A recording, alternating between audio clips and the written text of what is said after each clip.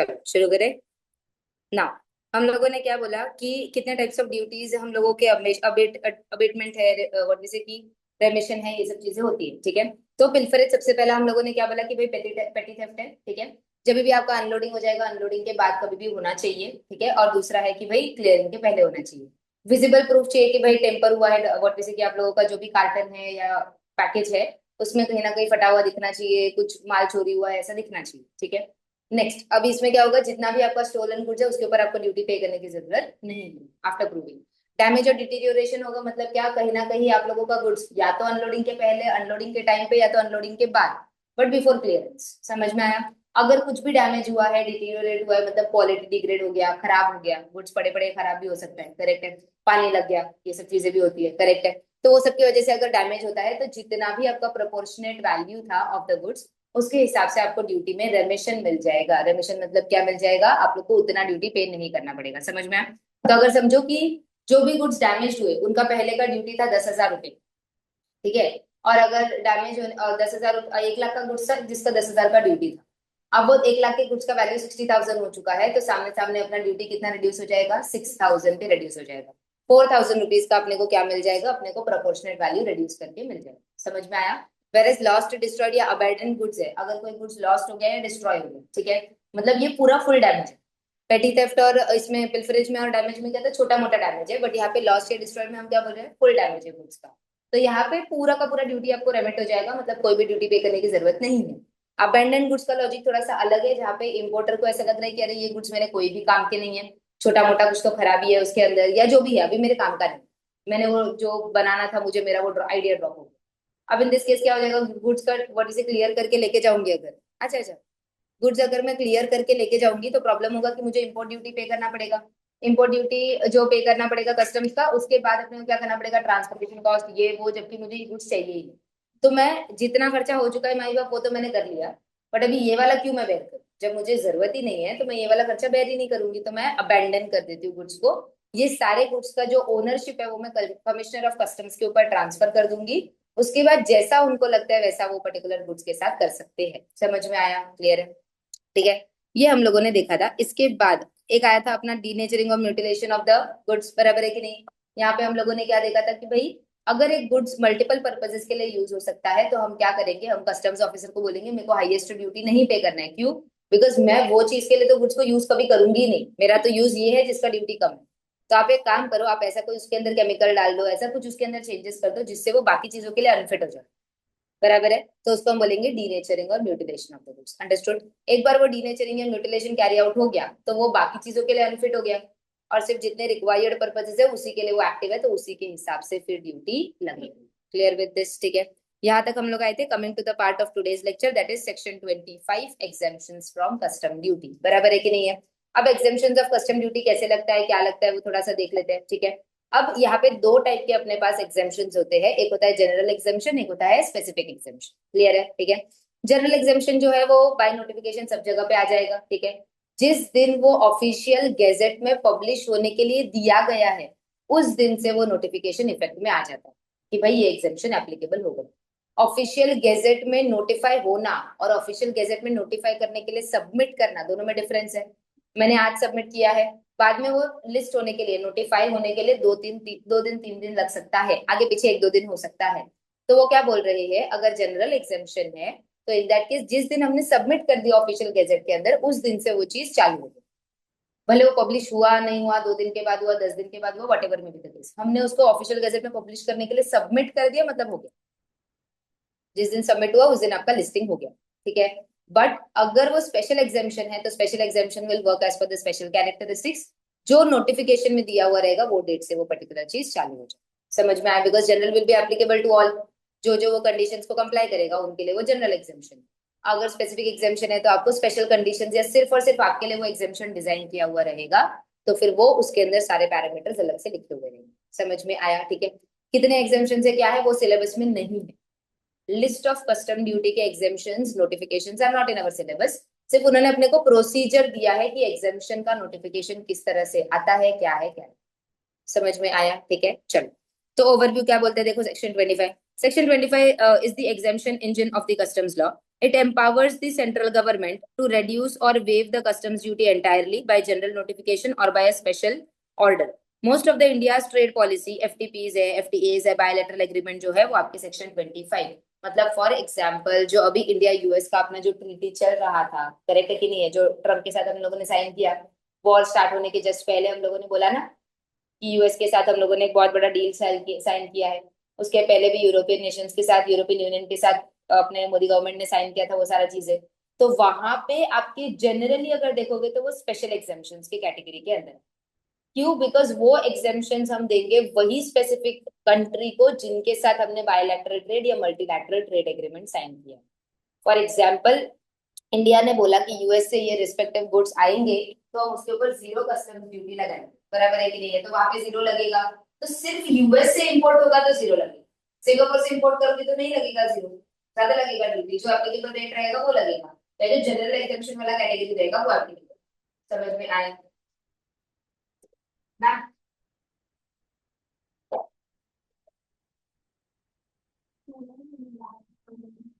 ठीक है, समझ में आया। अब नेक्स्ट इसके बाद अपने को क्या दिया है यहाँ पे देखो, फीचर्स। सेक्शन 25 सबसेक्शन 1 जो है वो जनरल एक्सपेंस एग्जाम्पशन के बारे में बात करता है, और सेक्शन 25 सबसेक्शन 2 जो है वो स्पेशल एग्जाम्पशन के बारे में बात करता है। क्या बोला है? सबसे पहला अथॉरिटी किसके पास है? दोनों अथॉरिटी सेंट्रल गवर्नमेंट के पास ही है, बट एक जगह पे अपने को स्पेशल ऑर्डर लगेगा, एक जगह पे जनरल ऑर्डर लगेगा। समझ में आया? क्लियर है? बेसिस फॉर ग्रांटिंग, सबसे पहला अपना जनरल एग्जाम्पशन में CG is satisfied that in the public interest it is necessary to exempt, correct है, ठीक है, सब्जेक्टिव सेटिस्फैक्शन होना चाहिए but must be genuine, understood. अब इसमें कैसा है, फॉर एग्जांपल ऐसा कोई पर्टिकुलर प्रोडक्ट जो इंडिया के अंदर अवेलेबल ही नहीं, वो प्रोडक्ट को तो अपने को इंपोर्ट ही करना पड़ेगा। फॉर एग्जांपल जैसे अपन बोलते हैं एलपीजी गैस, ठीक है, अब इंडिया के अंदर है ही नहीं, अपने पास उस चीज का रिजर्व से नहीं है, we are not the reserve fund for that particular thing, तो we have to be dependent on other countries for importing that particular thing.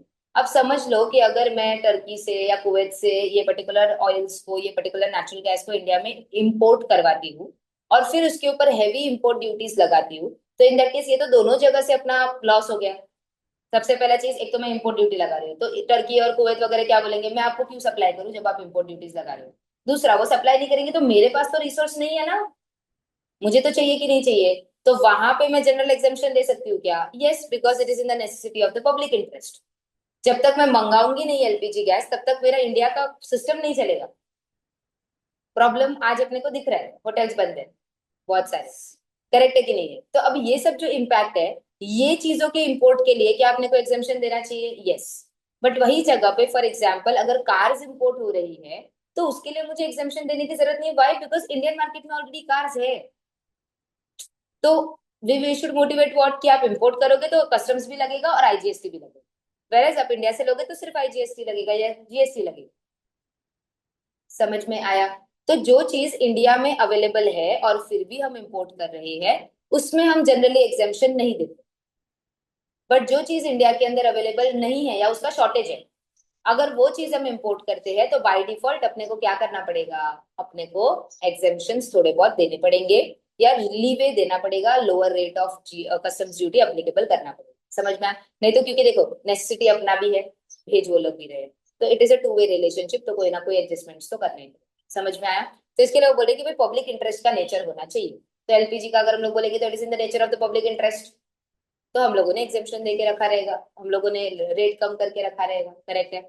Second आता है स्पेशल एग्जेम्पशन में क्या दिया, exceptional circumstances on case by case basis, no general class of the goods, individual specific exemption. समझ में आया? तो US से ये पर्टिकुलर गुड्स आएगा तो हम उसको एग्जेम्पशन देंगे, तो किसके हिसाब से हो सकता है? स्पेशल एग्जेम्पशन के थ्रू हो सकता है, जहाँ पे कोई पब्लिक इंटरेस्ट नहीं है बट जस्ट बिकॉज अपने को वो ट्रेड एग्रीमेंट्स वगैरह मेंटेन करके चलना है, तो वो जगह पे अपने को इतना थोड़ा बेनिफिट देना पड़ेगा। समझ में आया? जैसे एग्रीकल्चरल चीजों के लिए India is, I will not say self sufficient, but हम लोग बोलेंगे we are a largest producer, मतलब अपने पास वो गुड्स मिलते हैं। तो वो जगह पे अगर यही चीजों का, अब फॉर एग्जांपल अगर व्हीट का कोई इंपोर्ट अगर इंडिया के अंदर कर रहा है या राइस का इंपोर्ट कोई इंडिया के अंदर कर रहा है, तो उस पर आप एग्जाम्पशन नहीं दोगे, आप हेवी ड्यूटी लगाओगे। क्यों? बिकॉज इंडिया के अंदर मिल रहा है, तो तुम इंपोर्ट करके क्यों फॉरेन एक्सचेंज खर्चा कर रहे हो जहां पे वो चीजें इंडिया के अंदर ऑलरेडी मिल रही है। अब फिर भी अगर आपको करना है तो कोई प्रॉब्लम नहीं है, देखो हम रोक नहीं सकते, it is a free country, बराबर है कि नहीं, मुझे मंगाना है मैं मंगाऊंगी, ठीक है। तो इन दैट केस आप मंगाओ, लेकिन फिर आप कस्टम ड्यूटी ज्यादा पे करो। Simple, understood. Next, nature, it can be absolute, unconditional और कंडीशनल। मतलब जो भी आपका जनरल एग्जामिशन रहेगा उसके अंदर अनकंडीशनल भी हो सकता है, मतलब डायरेक्ट डायरेक्ट, या तो फिर कुछ कंडीशंस के साथ कि आप लोगों को क्या करना पड़ेगा, स्पेसिफिक कंडीशंस को मीट करना पड़ेगा, तो ही आपको वो जनरल एग्जामिशन अलाउ होगा, अदरवाइज नहीं होगा। वेरएज यहाँ पे क्या होगा, ऑलवेज स्पेसिफिक होगा, मतलब नहीं, कहीं ना कहीं कंडीशंस तो होंगे ही होंगे। स्पेशल एग्जामिशन रहेगा तो देयर विल बी कंडीशंस कि यही होना चाहिए, ऐसा ही होना चाहिए, ये प्रोसेस होना चाहिए एंड ऑल। पब्लिकेशन कहाँ पे होगा, ऑफिशियल गैजेट के अंदर होगा। एक्चुअली दोनों ही ऑफिशियल गैजेट के अंदर भी होगा, करेक्ट है। ऑफिशियल गैजेट के अंदर मैंडेटरी पब्लिकेशन है, however effective from the date of issue, not the date of publication. जिस दिन मैंने इशू कर दिया ऑफिशियल गैजेट के अंदर पब्लिश करने के लिए, उस दिन से वो एप्लीकेबल हो गया। पब्लिश बोले 2 दिन के बाद हुआ। 1 अप्रैल को मैंने एक नोटिफिकेशन ऑफिशियल गैजेट में पब्लिश करने के लिए दिया, ठीक है। 1 अप्रैल को छुट्टी था, समझ लेते हैं। 2 अप्रैल को भी छुट्टी था, सैटरडे संडे आ गया, ठीक है। वेडनेसडे को, सॉरी मंडे को, दैट इज आपका 3 अप्रैल को वो पर्टिकुलर चीज लिस्ट हुआ, ऑफिशियल गैजेट के अंदर पब्लिश हुआ। तो in that case the applicability date will be 1 April, जिस दिन इशू किया था उस दिन का ही डेट होगा। समझ में आया, क्लियर है। तो यहाँ पे 1 अप्रैल से ही वो चीज अप्लाई हो जाएगा, एप्लीकेबल हो जाएगा, भले ऑफिशियल गैजेट में किस दिन आया, 3 अप्रैल को आया, फिर भी। Clear with this, MCQ, MCQ के लिए आ सकता है, ठीक है। नेक्स्ट, यहाँ पे अपने को क्या बोला है, यहाँ पे स्पेशल ऑर्डर है, तो यहाँ पे इफेक्टिव डेट जो है वो सीजी ही आपको इशू करके दे देगा। मतलब जब भी ये स्पेशल ऑर्डर इशू होगा एग्जामिशन का, उसी के अंदर डेट होगा कि ये डेट से आपका एप्लीकेबिलिटी आ, समझ में आया, ठीक है। Minimum duty threshold, no minimum duty threshold, समझ में आया। मतलब नहीं, कुछ भी नहीं रहेगा, पूरा का पूरा जीरो एंड ऑल भी कर सकते हैं, ठीक है। If the duty is calculated is less than 100 rupees, then no duty is charge. समझ में, अगर 100 रुपए से कम का ड्यूटी तो क्या ही duty, understood with this part, ठीक है। तो उसको हम लोग बोलते हैं डी मिनिमस रूल, मतलब इसके नीचे रहेगा तो नहीं, ठीक है। कैन बी विड्रॉन, तो यहाँ पे उन्होंने बोला जनरल एग्जामिशन जो है वो yes they have the withdraw इनका पावर, समझ में आया। Power to exempt includes power to modify और विड्रॉ, अंडरस्टूड। यहाँ पे सेम प्रिंसिपल्स आर एप्लीकेबल। तो देखो एग्जामिशंस तो वही है ना, गवर्नमेंट क्या दे रहा है, सर्टेन सर्कमस्टेंसेस के बेसिस पे आज दे रहा है। कल अगर वो कंट्री के साथ अपने रिलेशन खराब हो जाते हैं या कुछ इशू हो जाता है तो हम एग्जामिशन विड्रॉ कर देंगे। हम क्यों दे रहे थे, बिकॉज एक अच्छा रिलेशन था, ये सब चीजें थी, तो हम आपको एग्जामिशन प्रोवाइड कर रहे थे। आज जब हमारा ये सब अच्छा रिलेशन वगैरह निकल चुका है, we are not in that part, तो व्हाट विल हैपन इज कि हम लोग एग्जामिशन को विड्रॉ करके आगे बढ़ जाएंगे। समझ में आया। सनसेट क्लॉज, सनसेट क्लॉज क्या होता है, अभी जनरल एग्जामिशन जो रहता है ना जनरली, उसमें ना एक सनसेट क्लॉज रहता है बाय डिफॉल्ट। इसका मतलब क्या होता है, एग्जामिशन का वैलिडिटी कितने पीरियड ऑफ टाइम तक रहेगा, ठीक है। अभी जितने भी एग्जामिशन होते हैं ना उसके अंदर अगर रिस्पेक्टिव वैलिडिटी दिया हुआ है कि आज ये इशू हुआ है, आज से लेके अगले 10 साल तक ये एग्जामिशन काम करेगा, 10 साल के बाद अगर हम उसको मॉडिफाई करते हैं, एक्सटेंड करते हैं, तो वो कंटिन्यू होगा, अदरवाइज उधर ही लैप्स हो जाएगा, ठीक है।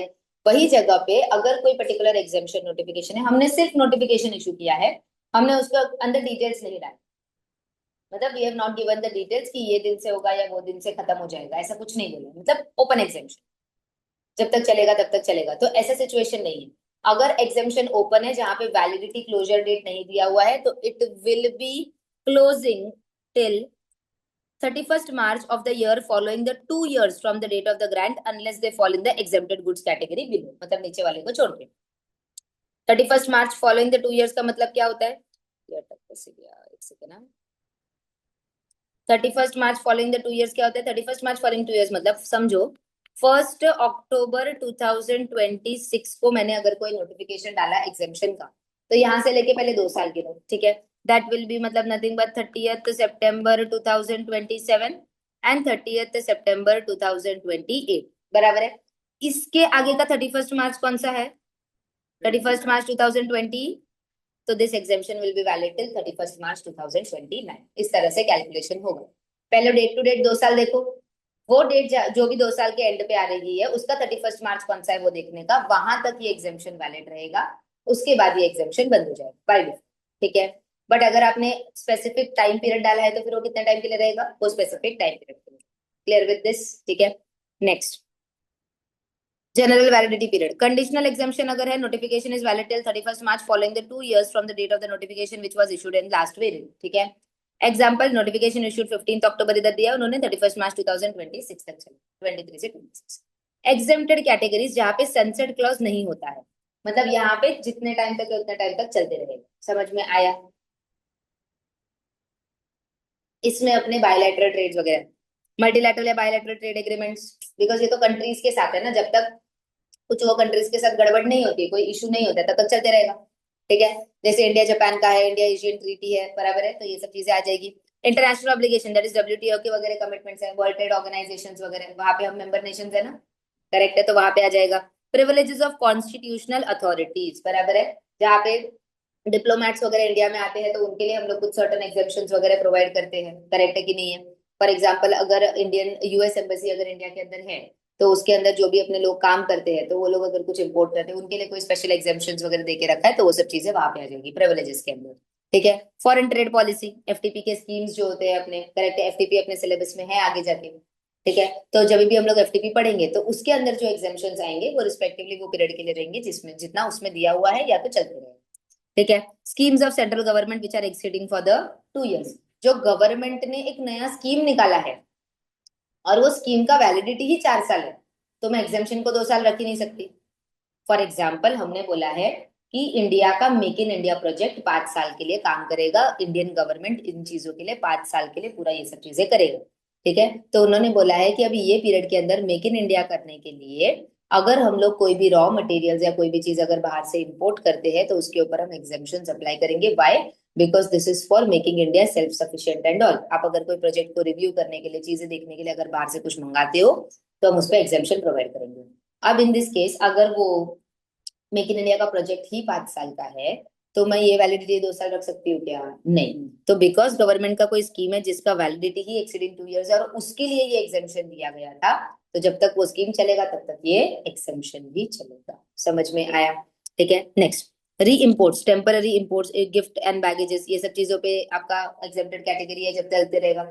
जैसे इंडिया के बाहर से दुबई से आते हैं हम लोग, या वो जो भी है, जैसे कंट्री से आते हैं तो हम गोल्ड वगैरह लेके आते हैं, लैपटॉप लेके आते हैं, गोल्ड लेके आते हैं, तो वो एग्जेम्प्टेड कैटेगरी तक होता है ना थोड़ा बहुत, बराबर है। वुमेन्स के लिए अलग है, मेंस के लिए अलग है, रूल्स है अपने सिलेबस के अंदर, हमने डिस्कस किया था फर्स्ट लेक्चर में कि भाई ये टॉपिक्स है अपने, तो वो सब भी हम लोग यहाँ पे देखेंगे, करेक्ट है। तो वो एग्जामेशन तो सालों साल चलते रहेंगे, करेक्ट है। Next, lastly other custom duty, that is IGST, compensation, cess वगैरह जो है, अगर इस पे कोई एग्जामेशन है तो वो भी आप लोगों का नॉर्मल के केस में चलेगा, जितना नॉर्मल का एग्जामेशन उतना इनका भी एग्जामेशन। Clear with this? तो इन ऑल दीज केसेस अपने को क्या करना है, in all these cases there is no requirement of that sunset clause which is of 2 years। यहाँ पे जब तक ये रिस्पेक्टिव चीजों में वैलिडिटी है तब तक चलेगा, अगर वैलिडिटी नहीं है तो जब तक चल रहा है तब तक चलेगा। Clear with this everyone? समझा? ठीक है, नेक्स्ट सेक्शन 25 सबसेक्शन 2 है क्लैरिफिकेशन एंड रेट्रोस्पेक्टिव इफेक्ट। पहला, when there is an ambiguity in understanding an existing notification, CG can issue a clarification within 1 year of the original notification to remove the doubt। Government ने कोई तो notification issue किया with respect to exemption बोलो, with respect to some kind of procedure applicability बोलो, कोई भी चीज के लिए सेंट्रल गवर्नमेंट ने क्लैरिफिकेटरी नेचर के अंदर एक नोटिफिकेशन इशू करके रखा है कि भाई ये सेक्शन जो हमने नया लाया था, फॉर एग्जाम्पल सनसेट क्लॉज में लोगों को डाउट हो रहा है कैसे करने का, क्या करने का, तो उन्होंने एक नोटिफिकेशन के थ्रू क्लैरिफिकेशन निकाला कि भाई इसको कैलकुलेट ऐसे करना है, ये डेट से करना है, इस तरह से करना है। तो that can be issued from in the end of with in the 1 year from the original notification. Understood? 1 साल के अंदर आप इशू कर सकते हो, सेंट्रल गवर्नमेंट को पावर देके रखा है। रेट्रोस्पेक्टिव इफेक्ट जो है, यस, ये जो नोटिफिकेशन रहेगा क्लैरिफिकेशन का, इसका रेट्रोस्पेक्टिव इफेक्ट रहेगा कहाँ से? जिस दिन से ओरिजिनल नोटिफिकेशन इशू हुआ था वहां से। आज एक नोटिफिकेशन आया है कि blah blah blah, this is going to happen, this is going to happen, this is going to happen, ठीक है। Within the next 1 year उन्होंने क्या किया, इसके नेक्स्ट 1 साल के अंदर यही चीज के ऊपर एक क्लैरिफिकेशन इशू किया, ये नोटिफिकेशन के। तो ये नोटिफिकेशन कब से एप्लीकेबल होगा? इसी दिन से एप्लीकेबल होगा ना, क्योंकि क्लैरिफिकेशन किसके रिलेटेड है? यही चीज के रिलेटेड। समझा? तो it will be applicable from that original notification only. Time limit कितना है? 1 year के अंदर करना पड़ेगा, बाद में नहीं चलेगा। अंडरस्टूड? या तो 1 year फ्रॉम ओरिजिनल नोटिफिकेशन, या तो अगर उसमें ऑलरेडी अपन ने वेरिएशन किया तो 1 year from the last variation. समझ में आया? क्लियर है? नेक्स्ट आता है इनवर्ड एंड आउटवर्ड प्रोसेसिंग। अब ये थोड़े बहुत एग्जाम्पशंस देके रखे हुए हैं, एक बार देख लेते हैं। सेक्शन 25 ए अपने को क्या बोलता है? Inward processing core concept, foreign goods brought into India for repairs, processing, manufacturing and then re exported. ये तो हम लोगों ने देखा है ना, करेक्ट है। फॉरेन गुड्स है, ठीक है, हम लोगों ने इंडिया के अंदर लाया किसके लिए? सिर्फ रिपेयर्स एंड मेंटेनेंस के लिए, रिपेयर करके अपने को रिटर्न भेजना है, ठीक है। तो इन दैट केस एग्जाम्पशन किस पे मिलेगा? इंपोर्ट ड्यूटी पे मिलेगा on what we say imported goods if they are re exported within 1 year। समझ में आया? मतलब सिंपल है, एक एग्जांपल ले लेते हैं। एक मशीनरी है, ठीक है। मशीनरी जो है वो यूएस से इंडिया आया है for the purpose of repairs. उसका रिपेयर इंडिया में अच्छा होता है तो उन्होंने एक्सपोर्ट करके यहाँ पे बेच दिया, बराबर है। हमने इंडिया में इंपोर्ट किया, जब इंडिया में वो यहाँ पे इंपोर्ट होगा तब अपने को इंपोर्ट ड्यूटी पे करना पड़ेगा ना। किसके ऊपर? पूरे के पूरे मशीनरी के वैल्यू के ऊपर। अगर 5 करोड़ का मशीनरी है तो पूरे 5 करोड़ के ऊपर अगर मैं 10% का भी अगर मैं कस्टम ड्यूटी मांगू तो कितना हो गया आप लोगों का? 50 लाख रुपए का कस्टम ड्यूटी हो गया। सॉरी, 5 करोड़ है ना, हाँ, तो 50 लाख रुपए का कस्टम ड्यूटी हो गया आप लोगों का। इतना बड़ा कस्टम ड्यूटी पे करना just for the purpose of repairs, ये थोड़ी होता है। ऐसा होगा तो इंडिया में फिर कोई गुड्स भेजेगा ही नहीं ये रिपेयर्स वगैरह करने के लिए, करेक्ट है। तो उन्होंने क्या बोला, आप इंडिया में रिपेयर करो ना, कोई प्रॉब्लम नहीं, ठीक है। बट अगर आपने 1 साल के अंदर रिपेयर करके इन गुड्स को री एक्सपोर्ट कर दिया बाहर, तो आपका ये जो 50 लाख का कस्टम ड्यूटी था हम इसको एग्जेम्प्ट, मतलब ये आपको पे करने की जरूरत नहीं। Clear with this part everyone? समझ में आया? ठीक है, क्योंकि देखो ये तो उल्टा, अब उल्टा अपने को क्या अर्न करके देगा, फॉरेन एक्सचेंज अर्न करके देगा। रिपेयर इंडिया में कर रहे हो तो सामने वाला अपने को पेमेंट करेगा। पेमेंट कैसे करेगा? डॉलर्स में करेगा, तो फॉरेन एक्सचेंज इंप्रूव होगा ना अपना। तो प्रोवाइडेड आपको 1 साल के अंदर करना पड़ेगा, तो इन दैट केस आपको ये जो 50 लाख का इम्पोर्ट ड्यूटी आपको पेएबल था वो चीज आपको क्या हो जाएगा, एग्जेम्पशन अलाउ हो जाएगा। अगर ऐसा है तो वो क्या करेंगे, देखो बॉन्ड वॉन्ड रख सकते हैं। बॉन्ड रखेंगे, आप गुड्स लेके जाओ, 1 साल के बाद रिटर्न लेके आओ। अगर आप रिटर्न नहीं लेके आए तो बॉन्ड से हम इम्पोर्ट ड्यूटी रिकवर कर लेंगे। अगर आपने दे दिया तो हम बॉन्ड निकाल के आपको दे देंगे। सिंपल, करेक्ट है, ठीक है। नेक्स्ट, आइडेंटिफाइबिलिटी टेस्ट, बट एक इंपॉर्टेंट चीज, imported goods must be identifiable in the exported or re-exported goods, the connection must be traceable। मतलब जब यहाँ से इंडिया वो चीज को वापस से यहाँ पे भेजेगा तो मशीनरी आइडेंटिफाइबल होना चाहिए, मतलब ये आया कुछ और गया कुछ और, वैसा नहीं होना चाहिए। आपने रिपेयर किया है उसको पूरा चेंज नहीं करना चाहिए। समझ में आया? बिकॉज इसके अंदर वो जो ओरिजिनल गुड्स थे, ओरिजिनल मशीनरी जो आया था, जो भी आया था, वो आपका आइडेंटिफाइबल होना चाहिए, तो ही ये एग्जेम्पशन अलाउ होगा। नहीं तो हमको कैसे समझेगा तुम कुछ और भेज रहे हो तो बाहर आया कुछ और था गया कुछ और, वो नहीं होना चाहिए। ठीक है, टाइम लिमिट कितना है? 1 ईयर है from the clearance for home consumption. Practical use क्या है, ये सॉफ्टवेयर फर्म्स वगैरह यूज करते हैं जहाँ पे वो हार्डवेयर टेस्टिंग के लिए इंडिया में लेके आते हैं और फिर री एक्सपोर्ट कर देते हैं। R&D सैंपल्स वगैरह जो आते हैं वो पार्ट। समझ में आया? ठीक है, क्लियर विद दिस? सिमिलरली अगर ये वाला पार्ट है, that is outward processing, Indian goods are sent out of India for repairs, processing and manufacturing and then re imported. अब गुड्स अपने इंडिया के हैं, ठीक है, इसके ऊपर अपने को कोई प्रोसेस अप्लाई करना है, फॉर एग्जाम्पल कोई चीज कैरी आउट करना है जो चाइना में बहुत अच्छा होता है, तो हमने इंडिया से वो गुड्स चाइना भेजा, चाइना उसके ऊपर जॉब वर्क कैरी आउट करेगा और उसको फिर बाद में इंडिया में री इम्पोर्ट करके दे देगा। तो पहले यहाँ पे एक्सपोर्ट है और बाद में इंपोर्ट है।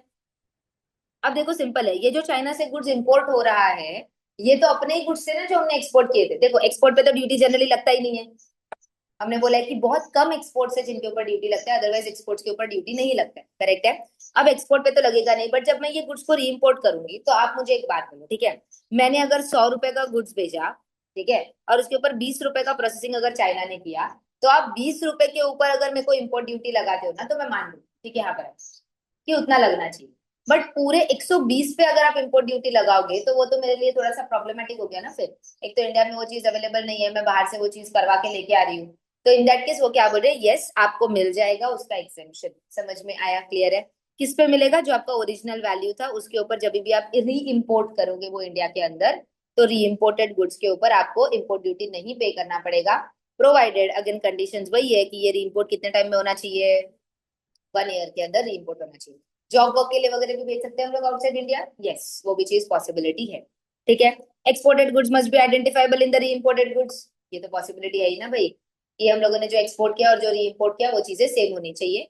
हाँ, जैसे फॉर एग्जाम्पल मैंने स्केल्स भेजा उसके ऊपर प्रिंटिंग हो क्या है, तो ओरिजिनल स्केल तो उस पर आइडेंटिफाइबल है ना, उसके ऊपर प्रिंटिंग हो क्या है, बट ओरिजिनल स्केल आइडेंटिफाइबल है, अरे हमने व्हाइट कलर का भेजा था ऐसा ही था, ये सब चीजें था। कस्टम्स ऑफिसर के सेटिस्फेक्शन तक अपने को बताना है कि ये चीजें बनी। Clear with this? ठीक है, वो आपने कर दिया तो प्रॉब्लम नहीं है। री इम्पोर्ट 1 ईयर के अंदर होना चाहिए। Indian manufacture goods sending goods to foreign factories for specialised processing and then re importing, ये होता है अपना use. Clear with this everyone? समझा? तो नथिंग बट 1 ईयर के अंदर आप कर दो, तो जो भी दोनों दोनों केस में याद रखना, दोनों केस में इम्पोर्ट ड्यूटी है, एक अंदर आके रिटर्न जा रहा है और एक बाहर जाके रिटर्न आ रहा है, दोनों केस में इंपोर्ट ड्यूटी को ही हम एग्जामिन कर रहे हैं। Clear with this part everyone? समझा? ठीक है, नेक्स्ट। अब यहाँ पे ऐसे देखने जाओगे ना तो अपना चैप्टर ओवरऑल लेवल पे एक टॉपिक बचा है, खत्म हो गया। और उसके बाद ये केस लॉज है। केस लॉज को भी हम लोगों ने क्या करके रखा है पता है? यहाँ पे एक आपको समरी टाइप देके रखा है, सो दैट ये केस लॉज इतना भी लॉजिक याद रखा तो एग्जाम में हम लोग लिख सकते हैं। Clear with this? इसके पहले, केस लॉज के पहले ना आईसीजीआर के रूल्स है। These are the last thing which we have to study. ये आईसीजीआर के रूल्स अपने को पढ़ने हैं। मैं क्या कर रही हूँ, यहाँ पे समरी देके रखा है सारे रूल्स का, बट हम लोग इसको डिटेल में एक बार मॉड्यूल से पूरा कर लें। ठीक है, समरी आप लोग एक बार फिर शीट से पढ़ लो, यहाँ पे आपको मिल जाएगा। बट एक बार मॉड्यूल से डिटेल में हम लोग ये रूल्स कर लेते हैं। ठीक है, चलो। तो कमिंग टू योर मॉड्यूल्स वाला पार्ट, जहाँ पे हम लोग ये आईसीजीआर के रूल्स देखेंगे।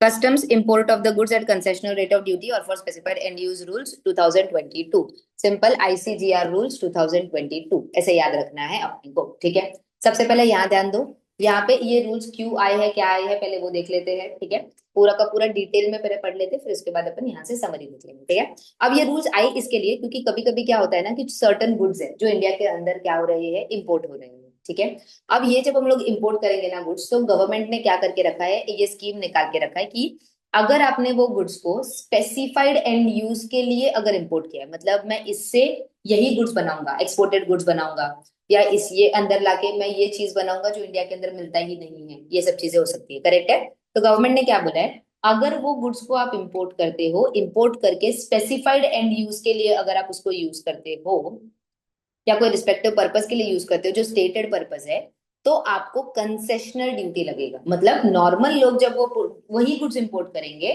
तो उनको फॉर एग्जाम्पल 10% ड्यूटी लगेगा, बट आप जब वो गुड्स को इंपोर्ट करोगे तो आपको सिर्फ 2% ड्यूटी लगेगा। क्यों? बिकॉज आप वो गुड्स को किसके लिए यूज करोगे, एक स्पेसिफाइड पर्पस के लिए, एक स्पेसिफाइड एंड यूज के लिए यूज करोगे। करेक्ट है कि नहीं है? ठीक है, अब यहाँ पे क्या होगा देखो, अगर गवर्नमेंट आपको कंसेशन दे रहा है तो ये एग्जेम्पशन कैटेगरी में नहीं आता है सबसे पहला, क्योंकि ये किसके लिए मिल रहा है, सेम गुड्स आ रहे हैं बट दो अलग अलग पर्पसेस है। मतलब एक उसको जनरल पर्पसेस के लिए यूज करेगा, एक उसको स्पेसिफाइड पर्पस के लिए यूज करेगा। तो कंसेशन सिर्फ किसको मिलेगा, स्पेसिफाइड वाले को मिलेगा, वो भी कंसेशन मिलेगा, एग्जेम्प्ट नहीं होगा। समझ में आया? क्लियर है? अब वो केस में क्या हो जाएगा कि ये एग्जेम्पशन कैटेगरी में नहीं आता है इसी के लिए, बिकॉज इसके ऊपर कंसेशन एप्लीकेबल है, और वो भी only for specified purposes, only for specified use. Clear with this? ठीक है, और आपका बाकी का अगर कोई करता है तो नॉर्मल बेस में करो, कोई प्रॉब्लम नहीं। ठीक है, अब since government is you providing you various exemptions from the perspective of concessional duty, तो यहाँ पे वो लोग प्रोसीजरल कंप्लायंस भी बहुत ज्यादा कर देंगे। समझ में आया क्यों? बिकॉज आप गुड्स इंडिया में इंपोर्ट कर रहे हो, उसको प्रोसेसिंग के लिए यूज कर रहे हो, और फिर उसके बाद अगर आप लोग क्या करते हो, वो गुड्स को क्लियर करवाने के बाद, मतलब उसको प्रोसेसिंग के लिए आपने कहीं और यूज कर दिया, तो बोलते टाइम बोला कि मैं एंड यूज के लिए, स्पेसिफिक एंड यूज के लिए यूज कर रहा हूँ, तो आपने 2% का ड्यूटी पे किया इंस्टेड ऑफ 10%। आपने वो गुड्स को प्रोडक्शन के लिए लेके गए, प्रोडक्शन में आपने दिखा दिया कि अरे इसमें से 20% गुड्स तो वेस्ट हो गए, while processing normal waste abnormal waste हो गया, और वो एबनॉर्मल वेस्ट वेस्ट दिखा के मैंने उसको कहीं और प्रोसेसिंग के लिए यूज। ये सब पॉसिबिलिटीज है जहाँ पे हम इंपोर्ट ड्यूटीज को कंसेशन पे लेके बाद में उसको स्पेसिफाइड यूज के लिए छोड़ के बाकी चीजों के लिए यूटिलाइज करें। बराबर है कि नहीं है?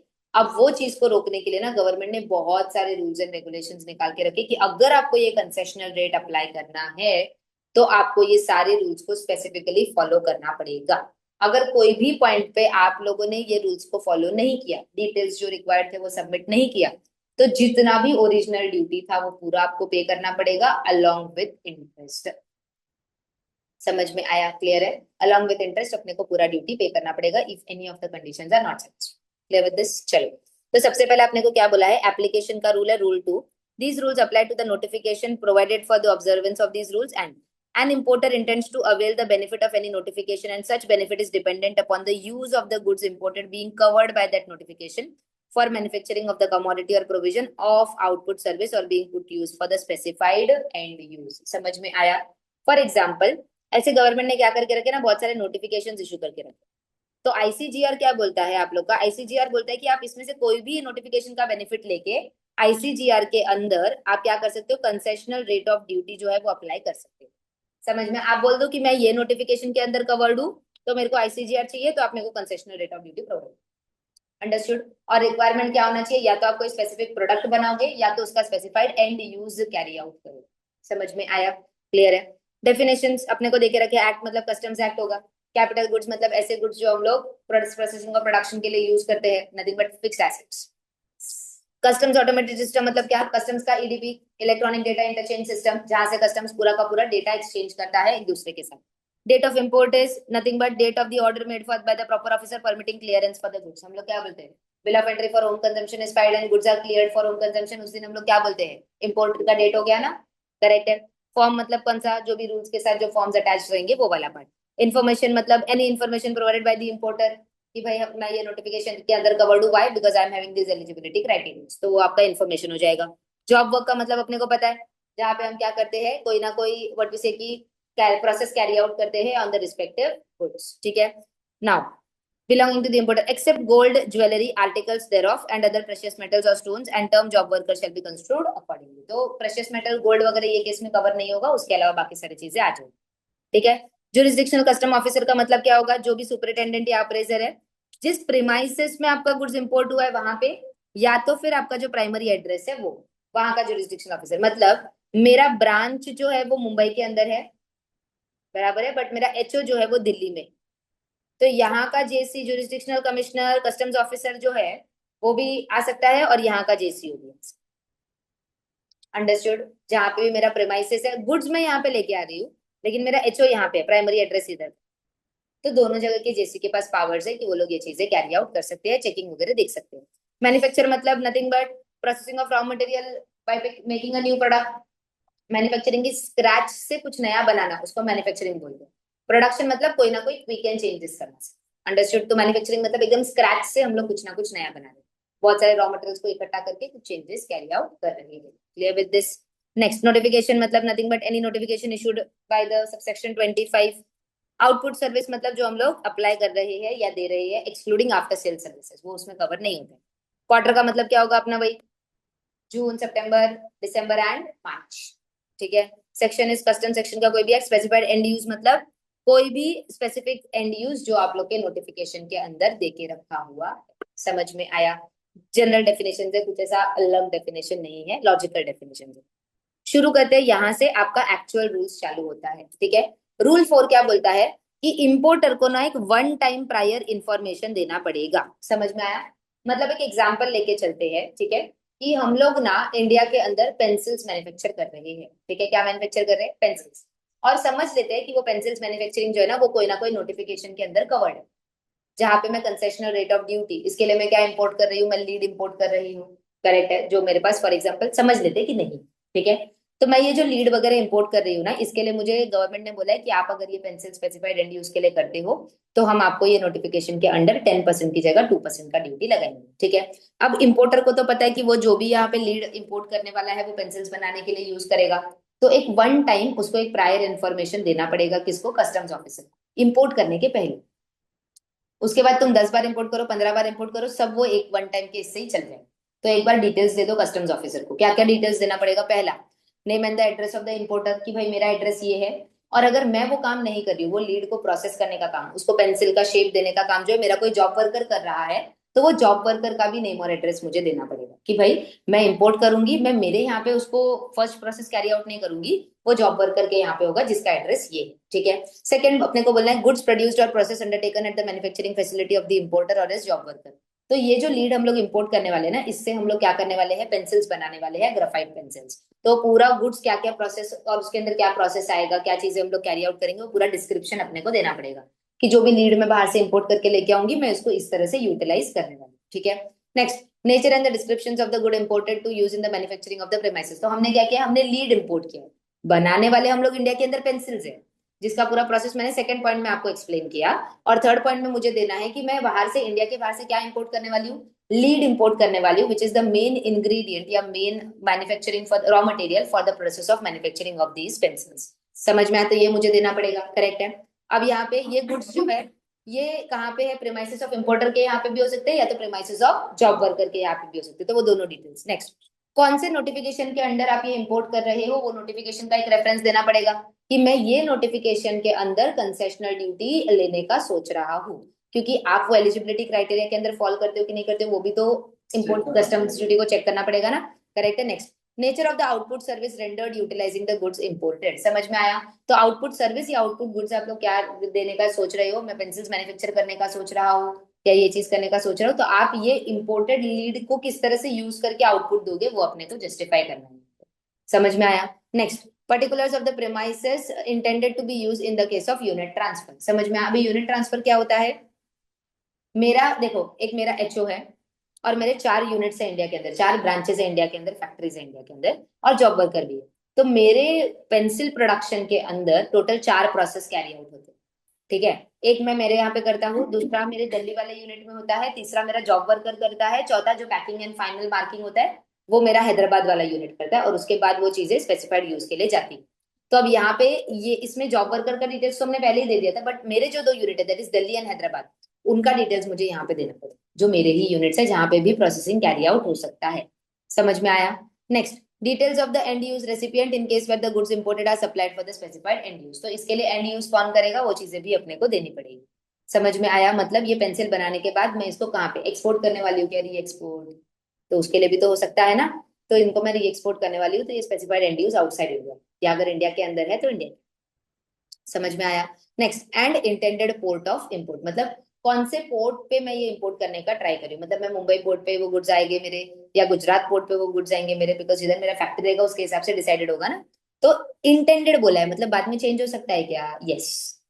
आपका प्राइमरी लोकेशन कहाँ पे है आप वो बता दो कि भाई मैं जो गुड्स जो भी मंगाऊंगा ना मेरे इंपोर्ट के लिए वो सब मुंबई पोर्ट पे आएंगे, क्योंकि मेरा ब्रांच उधर ही है ना, तो उधर के उधर हो जाएगा। But for any any which circumstances मुझे कोई पर्टिकुलर गुड्स का एक शिपमेंट जो था वो गुजरात मंगाना पड़ा, तो बाद में उसको मैं चेंज कर सकती हूँ। समझ में आया? तो डिटेल्स क्या क्या देना है ये क्लियर है? ठीक है।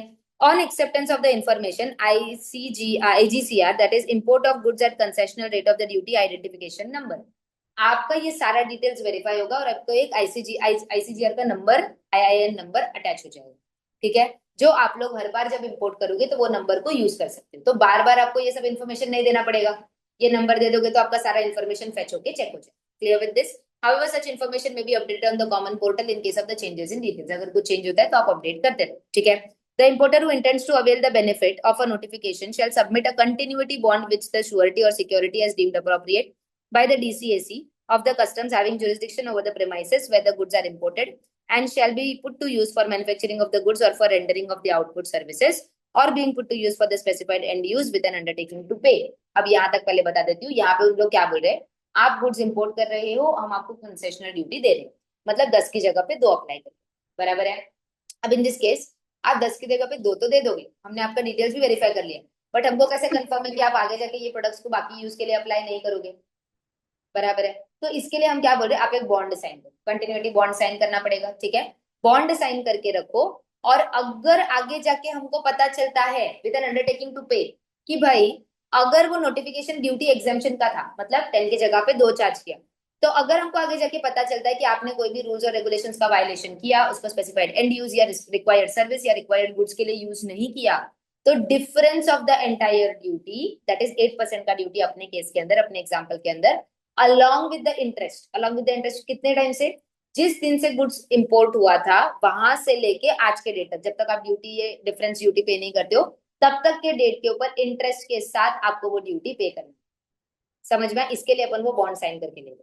समझ में आया? ठीक है, अगर आप वो ड्यूटीज पे नहीं करते हो तो बॉन्ड से एडजस्ट हो जाएगा, और अगर आपने वो ड्यूटीज पे कर दिया तो उस दिन फिर वो गुड्स के ऊपर से पूरा रेस्ट्रिक्शन हट गया, क्योंकि फिर आप जनरल केस में, जिसको नॉर्मली इंपोर्ट करोगे तो भी 10% लगेगा, मैंने भी तो 10% ही भरा ना, अब मैं उसको किसके लिए भी यूज करूँ, कोई भी पर्पस के लिए, तो फिर आपका अगर आपने ये पे कर दिया तो आपका रेस्ट्रिक्शन सारा हट जाएगा, आप उसको किसी भी चीज के लिए यूटिलाइज करो, आपका बॉन्ड भी निकल जाए। समझ में आया? तो एज ए श्योरिटी वो लोग ये बॉन्ड अपने से लेके रख रहे हैं। Clear with this? लेकिन अगर अपना अदर केसेस है, मतलब नोटिफिकेशन जो है वो एग्जाम्पशन बेनिफिट के अलावा है, मतलब जहां पे अपने से ड्यूटी लिया ही नहीं गया था, 0% ड्यूटी लिया गया है, तो पूरा का पूरा ड्यूटी अभी पे करना पड़ेगा। करेक्ट है? तो इसके लिए उन्होंने लिखा है कि अगर आप लोगों का in case of notification providing duty exemption then amount equal to the difference between the duty livable on the inputs but for the exemption and that is already paid, ये दोनों का डिफरेंस, livable 10% था, हमने पे 2% किया था, difference was 8%। Correct है? if any at the time of import along with the applicable interest for the period starting from the date of the import on which exemption was availed ending on the date of actual payment, इतना interest के साथ अपने को भरना पड़ेगा।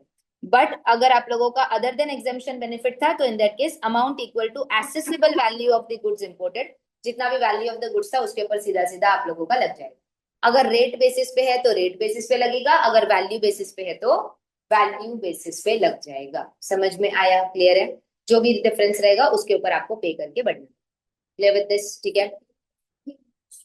Interest होगा, interest दोनों case में आएगा। यहाँ पे आपका वैल्यू बेसिस पे लेकिन रहेगा, ऊपर वाला परसेंटेज बेसिस पे जनरली। इंटरेस्ट दोनों केसेस। समझा? Next procedure to be followed. अब चलो, अपने को बताते दिया उन लोगों ने कि भाई नंबर कैसे जनरेट करने का, डिटेल्स कैसे देने का। अब हम लोग ये दो चीजें तो चलो ठीक है, ये तो एंड एकदम वाला चीज है कि भाई नहीं हुआ तो क्या करना, वो छोड़ देते हैं, बट अभी करना क्या है वो देखिए आगे।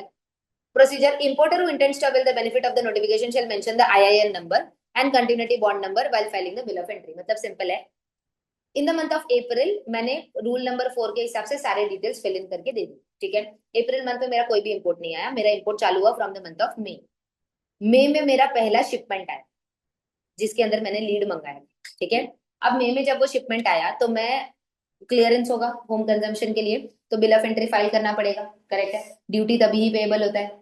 तो जब मैं ये बिल ऑफ एंट्री फाइल करूंगी मई मंथ में, तो मैं उनको बोलूंगी देखो मेरा ये आईआईएन नंबर है, ऑलरेडी मैंने अप्रैल में ये सब फाइल करके मैंने नंबर ले लिया है, और ये मेरा वटवीसे की डिटेल्स है। समझ में आया? क्लियर है कि भाई ये कंटिन्यूटी बॉन्ड नंबर है, मैंने इतना बॉन्ड भी साइन करके आपको दे दिया। ठीक है, वो ये दोनों चीजें सिस्टम में चेक करेगा कि हाँ ये वैलिड है कि नहीं है, इनका डिटेल्स मैच हो रहा है कि नहीं हो रहा है, और वो क्या करेगा, मुझे बोलेगा ठीक है आप ये गुड्स को क्लियर करवा के लेके जाओ, 10 की जगह 2% ड्यूटी आप पे। ठीक है, लेके जाओ। द डिप्टी कमिश्नर और assistant commissioner of the custom station of the importation shall allow the benefit of notification where the bill of entry is cleared for home consumption. The bond submitted by the importer gets debited automatically in the customs automated system and details shall be made available electronically. समझ में आया? मतलब जितने का भी आप लोग payment करोगे उतने से वो बॉन्ड डेबिट हो जाएगा, बॉन्ड का वैल्यू कम हो जाएगा। अगर वो टाइम पीरियड के अंदर आपने स्पेसिफाइड एंड यूज के लिए वगैरह यूज कर दिया तो बॉन्ड वापस से रिक्रेडिट हो जाएगा उतने ही अमाउंट से। समझ में आया? क्लियर है? तो जब तक आप यूज नहीं करोगे तब तक वो बॉन्ड डेबिटेड रहेगा, बिकॉज अगर नहीं किया तो क्या, ऐसे। समझ में आया? ठीक है, तो पूरे अमाउंट से करके रखेंगे। आप एंड में जाके प्रूफ फाइल कर दो कि आपने ये गुड्स को उसी पर्पस के लिए यूटिलाइज भी हो चुका है, सारा process has been done, all things has been carried out, तो उसके बाद वो बॉन्ड रिलीज कर देंगे, आप वो पर्टिकुलर बॉन्ड को वापस से रिडीम कर सकते। Clear with this? Importer to maintain the records. अब क्या रिकॉर्ड मेंटेन करना पड़ेगा? अभी तक तो अपना सिचुएशन खत्म नहीं हुआ है, अभी तक तो हमने सिर्फ गुड्स क्लियर करवा के अपने फैक्ट्री में लेके आए। अब क्या क्या, पहला quantity and the value of the goods imported दोनों रखना पड़ेगा, डिटेल्स रजिस्टर मेंटेन करना पड़ेगा। Quantity and date of the receipt of the goods imported in the relevant premises, मतलब ओवरऑल इतना गुड्स आया जिसमें से मुंबई प्रीमाइसेस पे इतना आया, गुजरात प्रीमाइसेस पे इतना है, वो अलग अलग भी रखना पड़ेगा। Quantity of the goods consumed, including the quantity used domestically for manufacturing, quantity exported, if any, to fulfill the intended purpose, and quantity of the goods sent for end use recipient. समझ में आया? जो respective use है उसका bifurcated वे में भी अपने को डिटेल्स रखना पड़ेगा, इतना मैन्युफैक्चरिंग के लिए यूज किया, इतना एंड यूज के लिए किया, इतना हम लोगों ने एक्सपोर्ट किया। ठीक है, quantity of the goods which are sent for job work and nature of the job work, ये भी देना पड़ेगा। करेक्ट है। Quantity of the goods receiving after job work, कितना दिया था, कितना रिटर्न आया। ठीक है, next quantity of the goods re exported if any under rule 10, आगे जाके पढ़ेंगे हम लोग रूल 10। करेक्ट है, कुछ गुड्स बराबर नहीं आया, जो भी चीज बराबर नहीं था उसको अपन ने री एक्सपोर्ट कर दिया तो वो भी तो माइनस हो जाएगा ना फिर।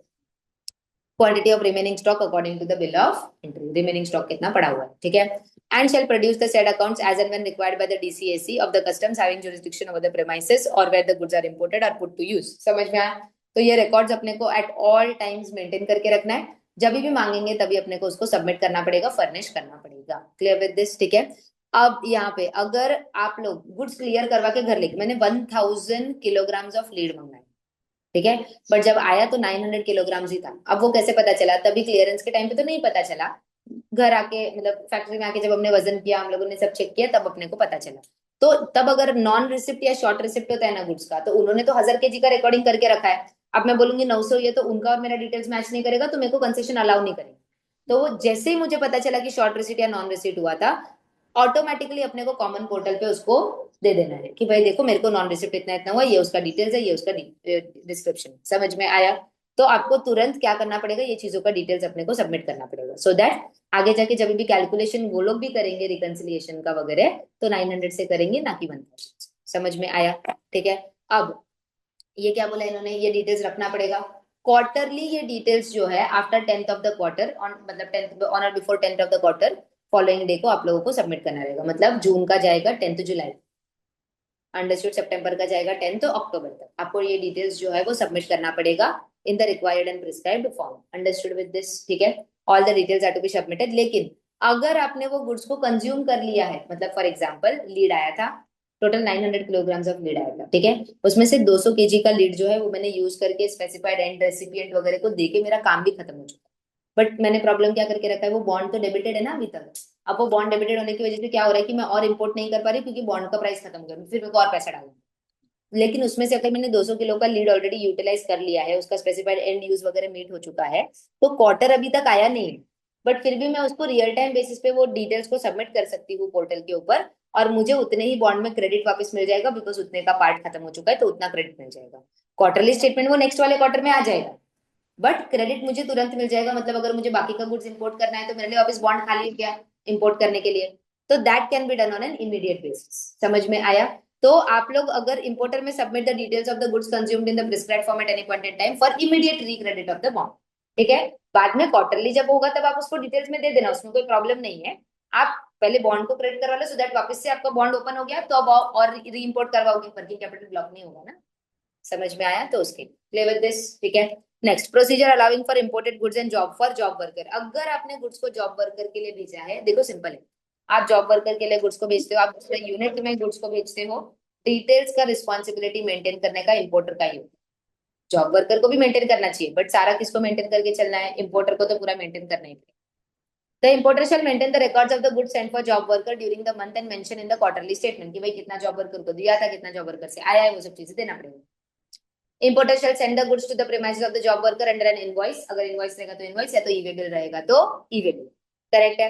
Flood with description and all. The maximum period which can be job worker is 1 year. Goods maximum job worker के पास कितने टाइम के लिए रह सकते हैं? 1 year, ठीक है। उसके बाद आना चाहिए return. Importer is unable to establish that the goods sent for job worker has been used for particular mentioned article in Rule 4. The jurisdictional custom officer shall take necessary action under Rule 11 and Rule 12. अगर आपको नहीं identify हो पा रहा है कि भाई वो जॉब के लिए गया था, गुड्स कैसे प्रोसेस हुआ, क्या हुआ, तो नॉर्मल भाई ड्यूटी रिटर्न पे कर दो एंड ऑल, वो सब चीजें कैरी आउट हो जाए, ठीक है। नेक्स्ट, जॉब वर्कर शैल मेंटेन, ये जॉब वर्कर को भी मेंटेन करना पड़ेगा, कितना गुड्स उसके पास आया, क्या मैन्युफैक्चरिंग उसने किया, वेस्ट कितना जनरेट हुआ, इंपॉर्टेंट है। लोग वेस्ट के नाम पे गुड्स निकाल सकते हैं बाहर, तो इसके लिए वेस्ट जनरेटेड वगैरह भी चाहिए। समझ में आया? During the process produce the account details before the judicial customer as customs officer as and when required. देखो, इंपोर्टर को कंपलसरीली रिकॉर्ड मेंटेन भी करना पड़ेगा और क्वार्टरली बेसिस पे सबमिट भी करना पड़ेगा। जॉब वर्कर को सिर्फ मेंटेन करना है, उसको कंपलसरी सबमिशन का रिक्वायरमेंट नहीं है, अगर मांगा तो ही दो। समझ में आया? ठीक है। After completion of the job worker send the process goods to the importer और another job worker as directed by carrying out the remaining process, वो भी ई वे बिल या इनवॉइस दोनों के थ्रू होगा। Procedure for allowing the imported goods for unit transfer.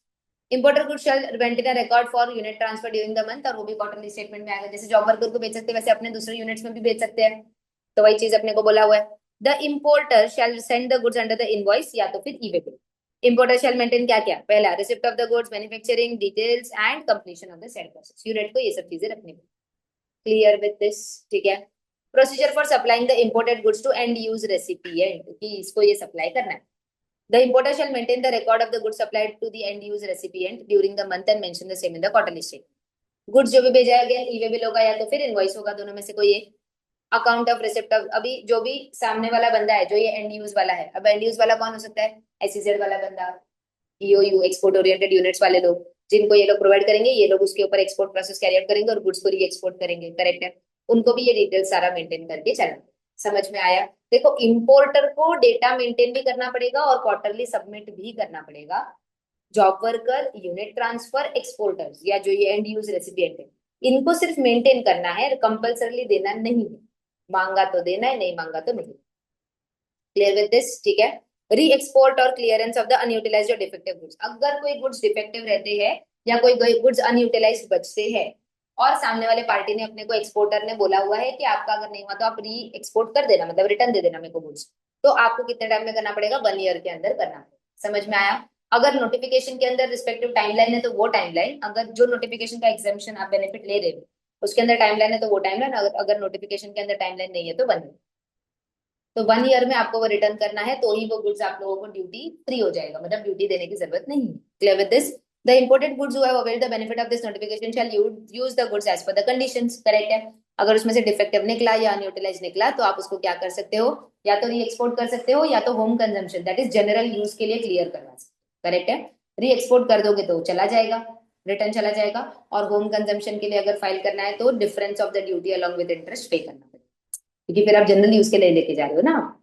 उसमें से मैंने बोला अरे वो 100 kg का लीड बचा है, उससे मैं ना अपना नॉर्मल मैन्युफैक्चरिंग करके पेंसिल मार्केट में बेच दूंगी, तो अब उसके लिए फिर मेरे को 10 टका पे करना पड़ेगा फॉर दैट 100 kgs। बाकी का 800 kgs जो 900 आया था अपने पास, उसमें से 800 kgs मैंने यूटिलाइज किया फॉर दिस स्पेसिफाइड पर्पज, उधर 2% का मिला, बाकी फिर पे करना पड़ेगा। समझा?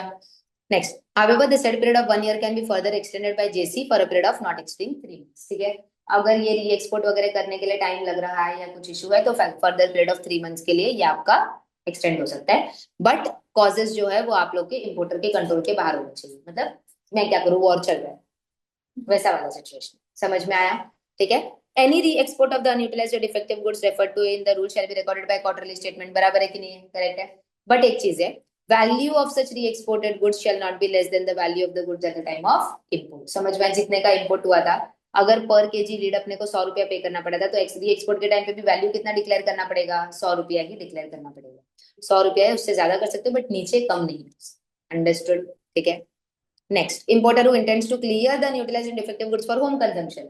मतलब आप उसको बोलो कि अरे जाने दो, कौन अभी री एक्सपोर्ट करेगा एंड ऑल, अपन उसको यूज कर लेंगे बाकी जनरल यूज के लिए। तो इन दैट केस आप जो ड्यूटी है वो ड्यूटी डिफरेंशियल ड्यूटी पे करो। अगर कुछ नहीं पे किया था तो पूरा पे करना है, अगर पे किया तो थोड़ा बहुत तो डिफरेंस पे करना है अलॉन्ग विद इंटरेस्ट, और उसको क्वार्टरली स्टेटमेंट में दिखा के खत्म कर दो। अब एक बार ये पे करने के बाद वो जनरल गुड्स बन गया, तो अब उसके ऊपर कोई भी रेस्ट्रिक्शंस नहीं। Clear with this? नेक्स्ट, अब ना कभी कभी क्या होता है ना, ये वाला इंपॉर्टेंट है, इसके ऊपर कैलकुलेशन आ सकता है एग्जाम के अंदर। कभी कभी हम लोग कैपिटल गुड्स भी इंडिया में इंपोर्ट करते हैं, मशीनरी इंपोर्ट करते हैं फॉर प्रोडक्शन। 3 साल के लिए प्रोडक्शन किया, 2 साल के लिए प्रोडक्शन किया, और वापस से वो मशीनरी को री एक्सपोर्ट करते हैं। या तो अगर वो मशीनरी अच्छा लग गया तो अपन उसको होम कंजम्पशन के लिए क्लियर करना। करेक्ट है? तो उसके ऊपर ये प्रोविजन है, the importer shall have the option to clear the capital goods imported after having been used for specified purposes on payment of the duty equal to the difference between the duty leviable on such goods but for the exemption availed and that already paid, if any, at the time of importation, along with applicable interest on depreciated value of the goods, allowing on straight line basis method as follows। ठीक है, तो अब यहाँ पे क्या करना पड़ेगा, ये चीज को एक्सप्लेन करने के लिए हम लोग एक काम करते हैं, एक एग्जाम्पल लेते हैं। ठीक है, एग्जाम्पल कुछ इस तरह से हम लोग लेंगे कि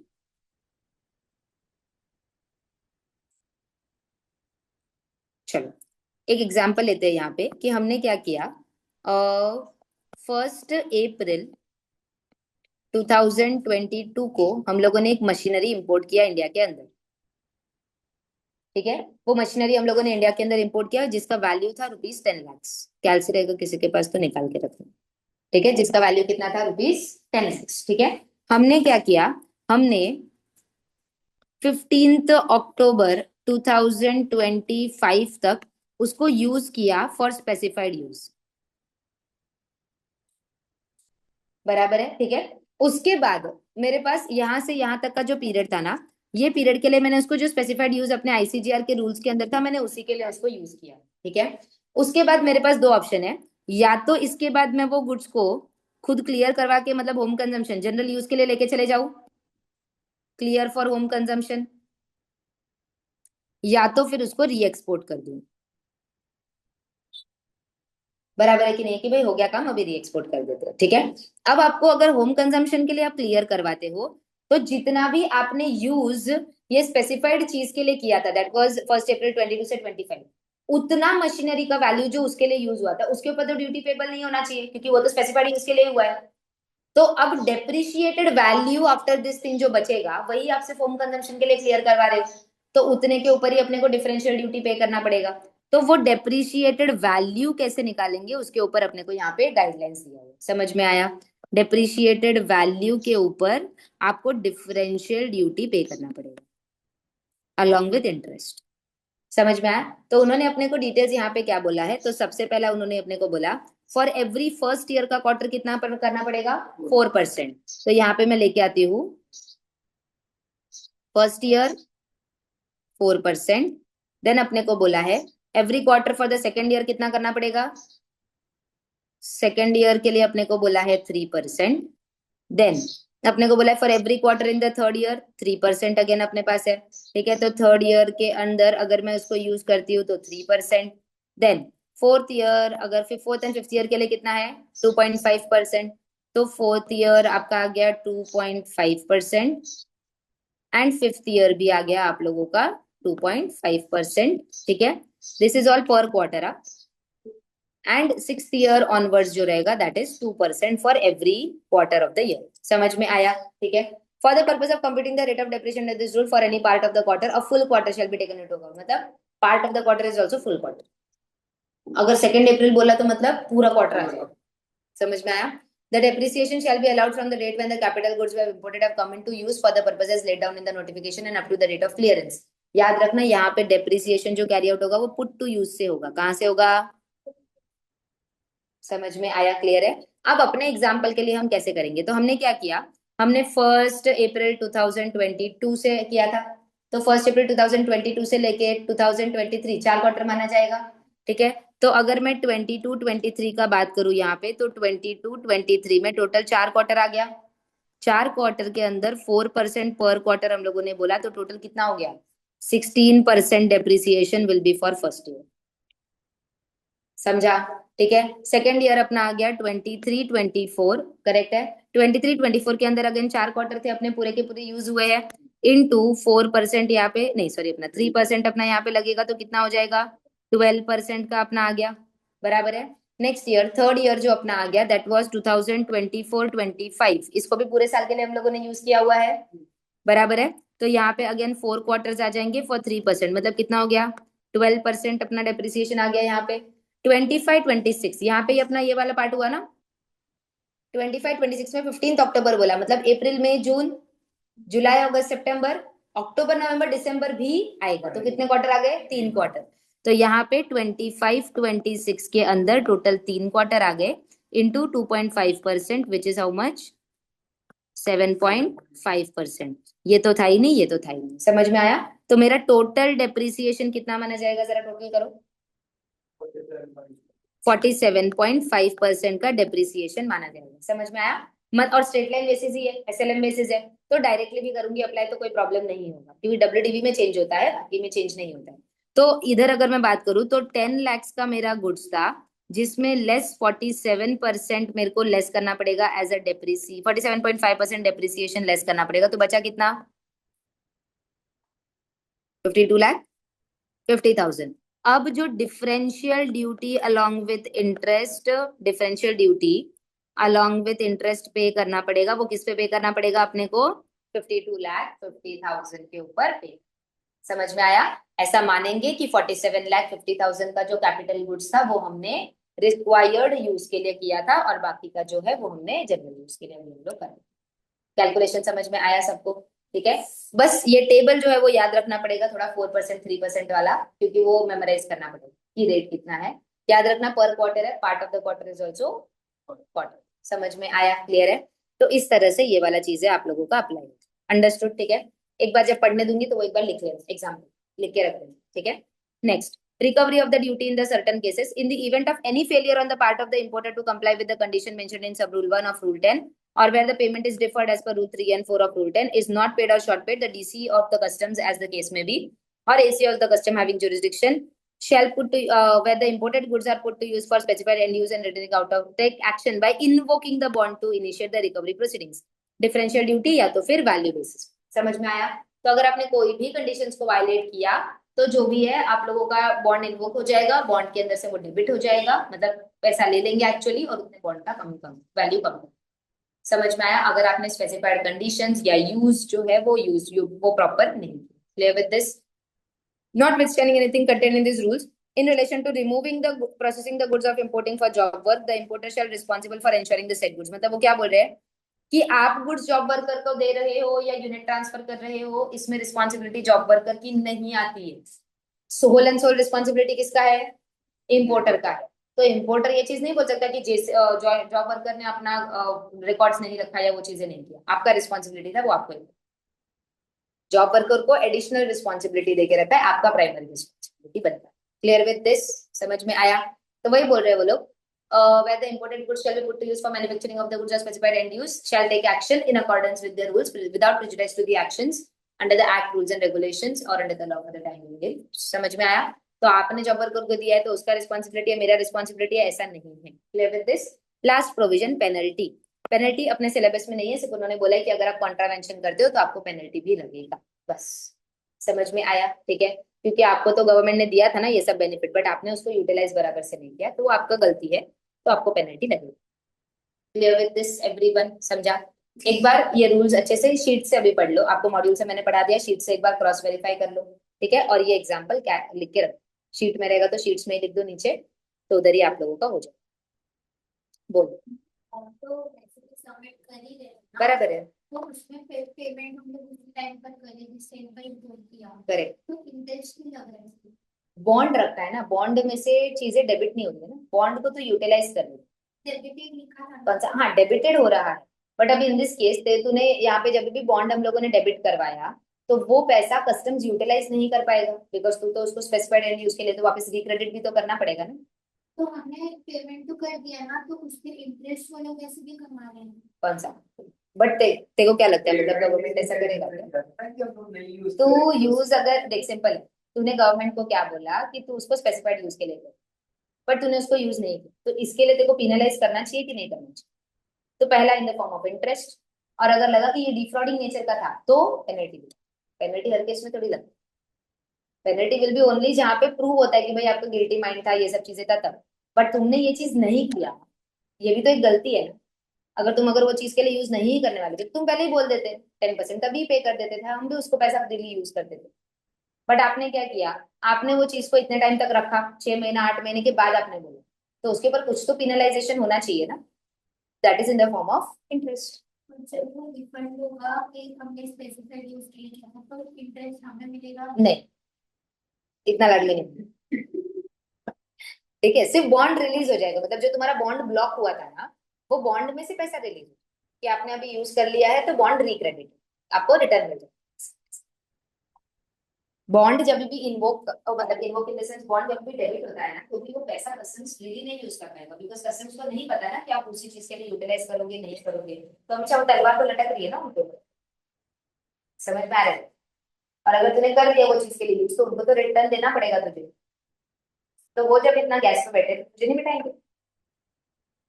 सिंपल। ये लिख लो और एक बार पढ़ो। ठीक है, लास्ट फिर अपन केस लॉ देखते हैं और फिर फाइंड आउट करते हैं अपना। ठीक है, देखते हैं। इतना गवर्नमेंट अपने साइड से नहीं खेल रहा है, गवर्नमेंट इतना अपने साइड से नहीं खेल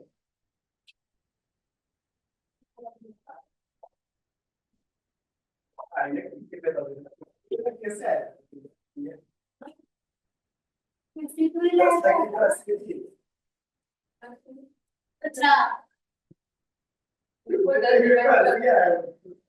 100 लाख कंसिडर कर दिया हमने ऐसे 5 करोड़। हाँ।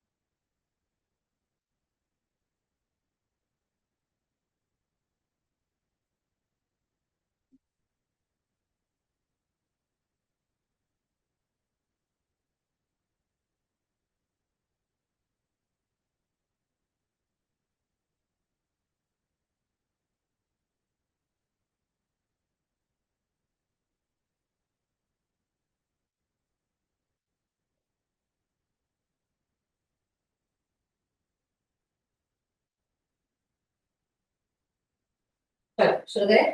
डन। नेक्स्ट, ये लिखा क्या सभी ने? चलो, अभी last part of the chapter अपना बाकी है, दैट इज अपने केस लॉस। ठीक है, केस लॉस क्या था, उनका थीम क्या है और उनका प्रिंसिपल क्या है, वो देख लेते। ठीक है, UI that is Union of India versus Palliwal electricals, यहाँ पे उन्होंने क्या बोला, पर्पसिव इंटरप्रिटेशन अपने को लेके चलो। मतलब क्या, exemption notification should be interpreted to further the objectives and purpose of enacting legislation, they are not read against the SSC in isolation. मतलब जो पर्पस के लिए वो एग्जाम्पशन नोटिफिकेशन इशू हुआ है ना, उसको रीड करने का तरीका भी उसी तरह से होना चाहिए। रीड इस तरह से मत करो कि वो एप्लीकेबल ही नहीं है। समझ में आया? हमने गवर्नमेंट ने वो एग्जामिशन इशू क्यों किया, ताकि लोग उसका फायदा उठा सके। आप उसका इंटरप्रिटेशन लोगे ही इस तरह से कि वो अपने को एप्लीकेबल ही नहीं है, तो उसका जो पर्पज है वो सॉल्व ही नहीं है। तो इसके लिए वो क्या बोल रहे हैं कि पर्पसिव इंटरप्रिटेशन लो, मतलब जो चीज के लिए वो किया गया है वो है वैसा मान के चलो, मतलब उस चीज को अप्लाई करके चलो। समझ में आया? ठीक है। Next, CCE versus Harichandra Shri Gopal, strict and liberal construction. अभी वो बोले कि कोई भी पर्टिकुलर सेक्शन जब हम लोग पढ़ेंगे तो उसको strict that is literal interpretation देना चाहिए कि जो लिखा है वैसा ही है, या लिबरल मतलब इसमें ये होगा ऐसा वाला। समझ में आया? तो उन्होंने क्या बोला कि अगर कोई भी एग्जामिशन नोटिफिकेशन है या कोई भी पर्टिकुलर व्हाट वी से की क्राइटेरिया है, तो इन दैट केस अगर एलिजिबिलिटी क्राइटेरिया के रिलेटेड है तो उधर स्ट्रिक्ट कंस्ट्रक्शन लेना चाहिए, मतलब ये है तो ही एप्लीकेबल होगा, ये नहीं है तो एप्लीकेबल नहीं होगा। एक बार आपने वो स्ट्रिक्ट कंस्ट्रक्शन करके आपका एलिजिबिलिटी क्राइटेरिया फिक्स कर दिया, उसके बाद अंदर का जो अपना स्कोप और बेनिफिट वगैरह है उसको अपने को कैसे करना चाहिए, लिबरल वे में करना चाहिए। क्यों? हाँ ये भी तो हो सकता है, ये भी तो हो सकता है, ये भी तो कैपिटल गुड्स ही है, ऐसा कैपिटल गुड्स बोला, बट प्रोजेक्टर कैपिटल गुड्स में आएगा कि नहीं आएगा? अरे वो फिक्स्ड एसेट है, उसको अपन लाइफ के लिए यूज कर सकते हैं, तो उसको भी अपन डालेंगे, तो दिस इज लिबरल कंस्ट्रक्शन। नहीं, प्रोजेक्टर लिखा नहीं, एलिजिबिलिटी क्राइटेरिया के लिए स्ट्रिक्ट इंटरप्रिटेशन चाहिए और अंदर का क्राइटेरिया के लिए लिबरल चाहिए, मतलब ओवरऑल गुड्स को कवर करके चलो, ओवरऑल चीजों को कवर करके चलो। Next, share medical care versus UI union of India, timing of claiming. अब यहाँ पे क्या हुआ कि भाई अगर मैंने कोई एग्जामिशन को क्लेम नहीं की, ठीक है, और बाद में उसके ऊपर अपील फाइल हो गया, उसका असेसमेंट वगैरह कैरी आउट हुआ और तभी तक वो नोटिफिकेशन वैलिड है, मतलब एग्जामिशन वैलिड है, तो क्या मैं उसको लेटर स्टेज पे ले सकती हूँ, मतलब अपील के टाइम पे ले सकती हूँ कि अरे वो मैं एग्जामिशन भूल गई थी, अभी ले लूँ क्या प्लीज? तो ले सकते हो, ऐसा कोई प्रॉब्लम नहीं, प्रोवाइडेड वो एग्जामिशन अभी वैलिड होना चाहिए, इन प्लेस होना चाहिए, इन इफेक्ट होना चाहिए। तभी था तो अभी दे दो वैसा नहीं, वो एग्जामिशन अभी भी ऑनगोइंग होना चाहिए। समझ में आया? तो you can take at the latest stage that is of the assessment, that is appeal वगैरह के टाइम पे, if not claim initially provided the eligibility exist. Clear with this? Next, BOC India limited versus state of Jharkhand, burden of proof, SSC must produce the sufficient material and document the evidences to claim the exemption. mere assertion is not enough, मतलब मेरा सिर्फ बोलना कि मैं ये एग्जामिशन के लिए eligible हूँ इज नॉट अ रीजन, मेरे को पूरा प्रूफ करना पड़ता है, डॉक्यूमेंट्स देना पड़ता है। अभी हम लोगों ने पढ़ा आईसीजीआर के रूल्स, कितने सारे डिटेल्स देने पड़ते हैं, ये डिटेल्स हम बोल रहे हैं लेकिन इसको रखना कितना मुश्किल है डिटेल्स को। तो वही चीज है कि यहाँ पे भी burden of proof is always on SSC to proof कि मैं ये एग्जामिशन ले सकता हूँ या नहीं ले सकता हूँ। इम्पोर्टर व्हाट इज कि अपना कस्टम्स को तो क्या बोलना है, नहीं आप नहीं ले सकते, वैसा वाला। समझ में आया? Next, MJ exports versus the collector, public interest का meaning. Public interest in section 25 subsection 1, जो हम लोगों ने बोला ना जनरल एग्जामिशंस के अंदर, कि अगर पब्लिक इंटरेस्ट के अंदर रहेगा तो जनरल एग्जामिशन ले सकते हो, करेक्ट है कि नहीं है? तो यहाँ पे means benefit to Indian public, exemption granted to help the Indian industry, not foreign interest. तो फॉरेन बेनिफिट को हम पब्लिक इंटरेस्ट बोलेंगे क्या? नहीं, पब्लिक इंटरेस्ट मतलब कौन सा, इंडियन पब्लिक इंटरेस्ट। समझ में आया? Next, Rajasthan SPG versus and WG mills, no extended meaning, no extended or broad meaning should be given to an exempted item. Notification should be read strictly. The items must be squarely falling within the words of the notification. समझ में आया? तो जो चीजों को exempt category के अंदर डाला गया है, फॉर एग्जाम्पल अगर मुझे बोला है कि coffee cured and grown is exempt, ऐसा मान के चलो। कर्ड एंड ग्रोन मतलब क्या होता है कि आपने ग्रो किया और आपने उसको शेल्स वगैरह से निकाला, तो उसका ये मतलब ये नहीं है कि coffee grown cured roasted and grounded वो भी आप लोगों का क्या हो जाएगा, एग्जेम्प्ट हो जाएगा, वो दोनों अलग अलग। तो जितना दिया है उतना ही मान के चलना है, आप उसको एक्सटेंडेड मीनिंग मत दो कि अरे रोस्ट ही तो किया है, अरे पीसा ही तो है, ग्राउंड ही तो किया है, वो नहीं है। आपको उतना बोला है तो उतना ही। अगर एग्जामिशन नोटिफिकेशन स्पेसिफिक है तो आपको भी उसको स्पेसिफिक वे में ही लेके चलना, you can not extend that meaning to further items. Clear with this? Next, Novapan India Private India Limited versus CCE, when to interpret. The interpretation is allowed only when the meaning is not manifested from the plain meaning. मतलब हर एक जगह पे assumption लगाना जरूरी नहीं होता है, जहाँ पे क्लियर मीनिंग दिया हुआ है वहां पे अपने को अपना इंटरप्रिटेशन के रूल्स लगाने की जरूरत नहीं है। जहां पे क्लियर मीनिंग नहीं है सिर्फ वहीं पे अपने को इंटरप्रिटेशन लगाना है। Clear with this? Next, Union of India versus wood papers, two stage test, eligibility strict construction stage 2 liberal test, ये तो हमने ऑलरेडी देखा, उसी का रिपीटेशन था। करेक्ट है कि जब एलिजिबिलिटी चेक करोगे तो स्ट्रिक्ट कंस्ट्रक्शन देखने का, और जब आप लोग स्कोप और वो सब देखोगे तब कौन सा करने का, liberal construction. Mysore metals industries, again burden of proof जो है वो हम लोगों ने क्या बोला, claimant bears the burden of the proof, custom authorities don't have to disapprove, the burden is on the party who is seeking the exemption, ये भी हम लोगों ने पढ़ा, जस्ट उसका second part. CC versus India petrochemicals, choice of notification, अगर multiple notification है जो मेरे को एप्लीकेबल है, तो क्या मेरे लिए जो बेनिफिशियल है मैं वो वाला चूज कर सकती हूँ? यस, तो वो ऑप्शन अवेलेबल है। समझ में आया? आपको डिपार्टमेंट फोर्स नहीं कर सकता कि आप यही एग्जामेशन लो या वही एग्जामेशन लो। जब मेरे पास ऑप्शन है तो ऑब्वियस है कि SSC will choose the option which is most beneficial to you. Correct है। Next, collector of the customs versus Shibani engineering, plain man test. The notification should be read as an ordinary person or business person would understand them, not through a hyper technical or legalistic terms. मतलब एकदम ऐसा उसका literal dictionary meaning ये है, legal meaning ये है, उधर तक नहीं जाना है। जो जनरल मीनिंग है उधर वो लेके रखा है वही लेना है। समझ में आया? Prestige engineering India limited versus CCE, uniform definitions. The expression and the terms defined in the Principal Act, that is Customs Act, apply with the same meaning to rules and notifications issued thereunder unless expressly varied. जैसे example, हमने जब ये ICGR के rules पढ़े तो उन्होंने specific definitions दिए, उसके अंदर रूल्स के लिए अलग से डेफिनेशन दिए, तो फिर वो रूल के लिए वो डेफिनेशन अप्लाई। बट बाकी जो भी वर्ड्स अगर वो रूल्स के अंदर यूज होते हैं तो और उनका डेफिनेशन वो रूल्स के अंदर नहीं दिया है, तो कौन सा वाला लेने का? कस्टम्स एक्ट का ही लेना। कस्टम्स एक्ट के अंदर भी वर्ड वो डिफाइंड नहीं है, तो फिर किसका? जनरल डिक्शनरी में। समझ में आया? तो अगर रूल के अंदर स्पेसिफिक डेफिनेशन है तो पहले वो, नहीं है तो कस्टम्स एक्ट का डेफिनेशन, और अगर नहीं है तो जनरल, ऐसा जाएगा कभी। Understood with this part? Clear है? तो ये सिर्फ रूल्स, ये जो अपना केस लॉज जो है उनका ऑब्जर्वेशन है। कभी इसके ऊपर केस लॉ आया अपने को एग्जाम में कि अगर ये ऐसा ऐसा, what we say, this was a party जिन्होंने बोला था कि एग्जामिशन का नोटिफिकेशन जो है that is to be proved by the customs officer, request your views on the same. तो अपने को केस लॉ का रेफरेंस देके बोलना पड़ेगा कि भाई burden to prove that particular thing is on the SSC, SSC has to prove that thing, that burden can not be shifted on the commissioner of income tax, commissioner of customs, ऐसा करके। तो ये अपने को इस तरह से case law का रेफरेंस इसके ऊपर आ सकता है। समझ में आया?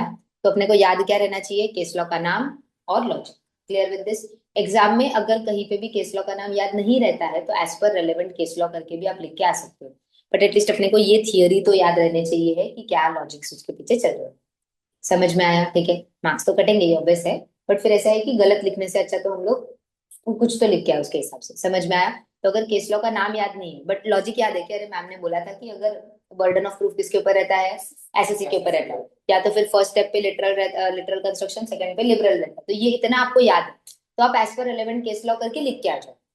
केस लॉ अगर याद नहीं भी है तो, समझ में आया? बट लॉजिक याद है तो लॉजिक लिख के आ जाओ। ऐसा क्लियर विद दिस? समझा? ठीक है, जाना है कि है टाइम? है ना? हाँ, तो अपन सेकेंड चैप्टर का थोड़ा सा स्टार्ट करेंगे। ठीक है, प्रिंट्स दे देती, प्रिंट्स अपन लेते हैं उसको। ठीक है, तो इसको पहले सेव करना पड़ेगा ना, एक सेकंड। देखो मिला फर्स्ट चैप्टर का प्रिंट?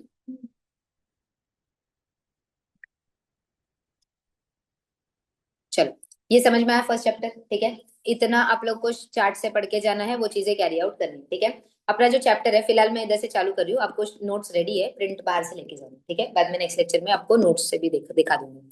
यहाँ पे अपना सेकंड चैप्टर जो है ना वो बहुत मतलब सिंपल चैप्टर है। ठीक है, that is types of duty. वो बात करते हैं कि कितने टाइप के ड्यूटी होते हैं, जैसे बेसिक कस्टम ड्यूटी होता है, उसके ऊपर सोशल वेलफेयर सरचार्ज लगता है, आईजीएसटी होता है अपना, देन अपना कंपेंसेशन सेस होता है, फिर काउंटर वेलिंग ड्यूटीज होते हैं, सेफ गार्ड ड्यूटीज होते हैं, तो उनके बारे में हम लोग ये चैप्टर के अंदर बात करने वाले हैं। समझ में आया? ठीक है, कि कस्टम्स कितने टाइप के ड्यूटीज को लगाता है, कब लगा सकता है, कैसे लगा सकता है, उसके ऊपर आप लोगों का क्लियर विद दिस? ठीक है, जनरली अगर हम लोग देखेंगे कि भाई अगर आप लोग बात करोगे तो इतने सारे ड्यूटीज अपने पास लगते हैं। पहला बेसिक कस्टम ड्यूटी है अपने पास, आईजीएसटी तो लगेगा ही लगेगा, करेक्ट है। Goods and service tax compensation cess, sin goods और ये सब चीजों पे लग सकता है अपना। ठीक है, मैंने manner of computing the value, ये मैंने आपको ये चैप्टर के अंदर ही बता दिया था। पहले वैल्यू ऑफ द गुड्स होगा, फिर उसके ऊपर अपन बेसिक कस्टम ड्यूटी चार्ज करेंगे, फिर हम लोग उसके ऊपर सोशल वेलफेयर सरचार्ज चार्ज करेंगे, जो टोटल अमाउंट आएगा उसके ऊपर आईजीएसटी वगैरह चार्ज होगा। बराबर है? तो वही फॉर्मूला यहाँ पे अपने को दिया हुआ, मैनर ऑफ कंप्यूटेशन। क्लियर है? Emergence of the power to impose और एनहांस द कस्टम ड्यूटी, तो सेंट्रल गवर्नमेंट को पावर देके रखा है कि जब भी आपको लगे आप ड्यूटीज को इम्पोज कर सकते हो, ड्यूटीज को निकाल सकते हो, ये सब चीजें हो सकती है। Clear with this? Safe guard measures जो हम लोग लगा के चल सकते हैं कि भाई अगर कुछ कोई पर्टिकुलर कंट्री अपने यहाँ पे डंप कर रहा है चीजों को, तो जानबूझ के, तो उसके ऊपर सेफ गार्ड मेजर्स लगाएंगे, काउंटर वेलिंग ड्यूटीज लगाएंगे सब्सिडाइज्ड आर्टिकल्स के ऊपर, एंटी डंपिंग ड्यूटी लगाएंगे हम लोग, social welfare surcharge, and lastly in agriculture and infrastructure development cess. समझ में आया? तो रिस्पेक्टिव जगह पे ये रिस्पेक्टिव ड्यूटीज कैरी आउट होंगे, कब लगेगा, क्या लगेगा, गवर्नमेंट के पास क्या क्या पावर्स है ये ड्यूटीज लगाने का वगैरह, वो हम लोग ये चैप्टर के अंदर देख सकते हैं। समझा? क्लियर है? ठीक है। सबसे पहला बेसिक कस्टम ड्यूटी आती है, तो basic custom duty is levied as per the customs act and customs tariff act, बराबर है। कस्टम्स एक्ट और कस्टम्स टैरिफ एक्ट क्या बोलता है कि भाई जो भी रेट दे के रखा है उसके बेसिस पे आप लोगों को कस्टम्स ड्यूटी लगाना पड़ेगा on imports as well as exports, बराबर है। इम्पोर्ट पे लगाओ या एक्सपोर्ट पे लगाओ तो इम्पोर्ट्स पे ही जनरली लगता है, एक्सपोर्ट बहुत लिमिटेड चीजों पे आपका बेसिक कस्टम ड्यूटी लगता है। Clear with this? Rate of the basic custom duty shall be levied as per the first and the second schedule, ठीक है।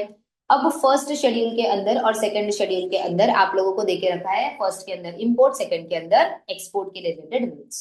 समझ में आया? अब यहाँ पे उन्होंने क्या किया ना, first schedule that is import करते टाइम पे आप लोग जब लिस्ट बनाते हो तो वो लिस्ट जो रहता है ना that is as per your what we say कि HSN कोड्स, ठीक है, हार्मोनाइज्ड सिस्टम ऑफ नॉमिनेशन, बराबर है कि नहीं है?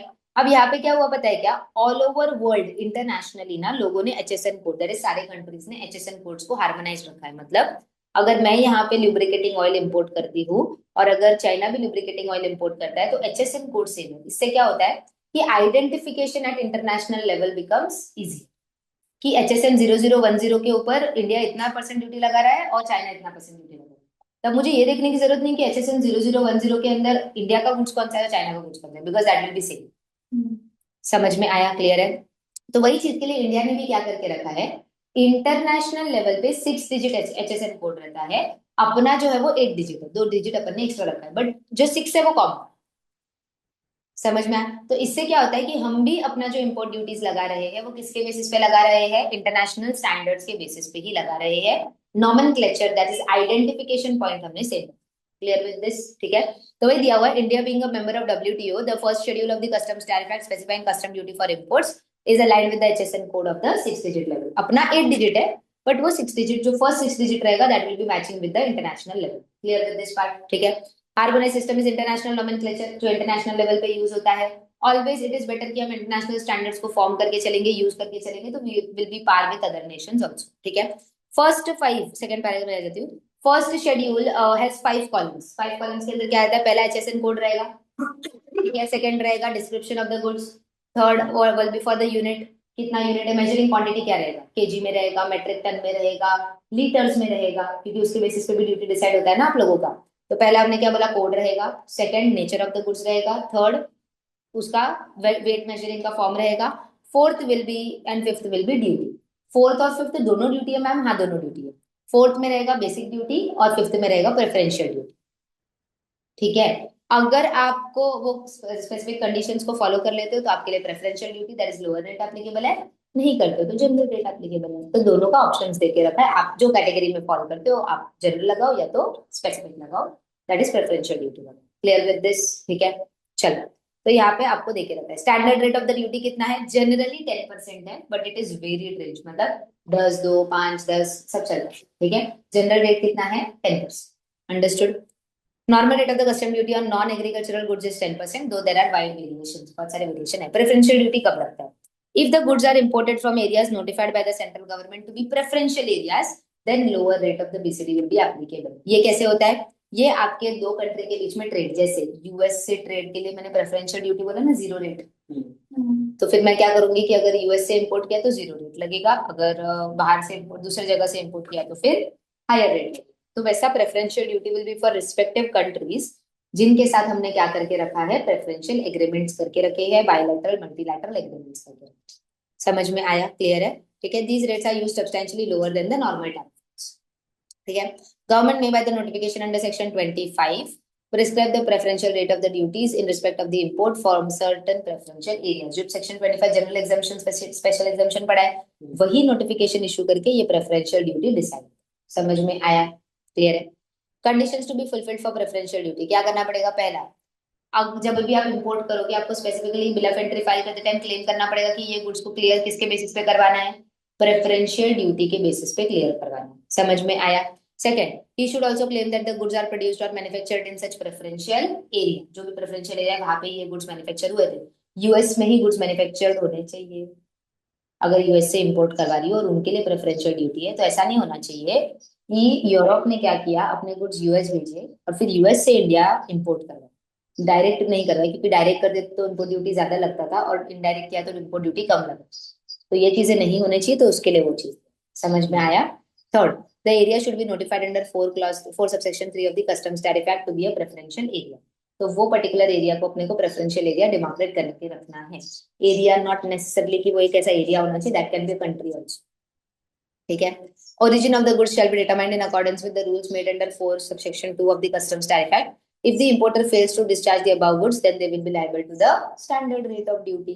अगर आप ये चारों कंडीशंस फुलफिल कर लेते हो और चीजें सेटिस्फाई हो जाती है तो आपको प्रेफरेंशियल रेट लगेगा। अदरवाइज आपको कौन सा लगेगा? General rate of the duty, normal rate of the duty जो है वो एप्लीकेबल हो जाएगी। Clear with this? Second schedule जो है वो कस्टम्स के लिए आप लोगों का, सॉरी आपका एक्सपोर्ट्स के लिए है। एक्सपोर्ट जनरली तो है ही नहीं, बराबर है कि नहीं? एक्सपोर्ट के ऊपर जनरली लगता ही नहीं है, बट कुछ कुछ केसेस में एक्सपोर्ट के ऊपर भी है। Clear with this? ठीक है। तो वही देके रखा है, मिनिस्ट्री के पास पावर्स देके रखा है टाइम टू टाइम कि वो लोग क्या कर सकते हैं। वो लोग रिस्पेक्टिव बेसिस पे ये पर्टिकुलर गुड्स के ऊपर एक्सपोर्ट ड्यूटी लगाना है, एक्सपोर्ट ड्यूटी नहीं लगाना है, वो डिसाइड कर सकते हैं। Clear with this? Next IGST जो अपना पार्ट है, तो आईजीएसटी के अंदर अपने को क्या बोल के रखा है? हाँ, ये इतना खत्म कर दूंगी, क्लिनिकल चलिए। आईजीएसटी जो है अपना, that is section 3 clause 7 of the customs tariff act है। तो अभी हम लोगों ने क्या बोला था, जब भी हम लोग इंपोर्ट करते हैं तो वो टाइम पे आईजीएसटी लगेगा, बराबर है? ठीक है, क्योंकि ये आउटसाइड इंडिया से इंडिया के अंदर है, तो मतलब इंटर स्टेट जैसा ही हो गया अपना, तो आईजीएसटी लगेगा। ठीक है। आईजीएसटी यहाँ पे जब भी लगेगा तो आप लोग का सेम रेट पे लगेगा जैसा नॉर्मल गुड्स पे इंडिया में। मतलब अगर मैं कार इंपोर्ट करूँ, इंडियन कार पे कितना आईजीएसटी लगता है उतना ही नॉर्मल आईजीएसटी इंपोर्ट पे भी लगेगा। 18% अगर लगता है तो इंपोर्ट पे भी कितना लगेगा? 18। सिंपल, समझ में आया?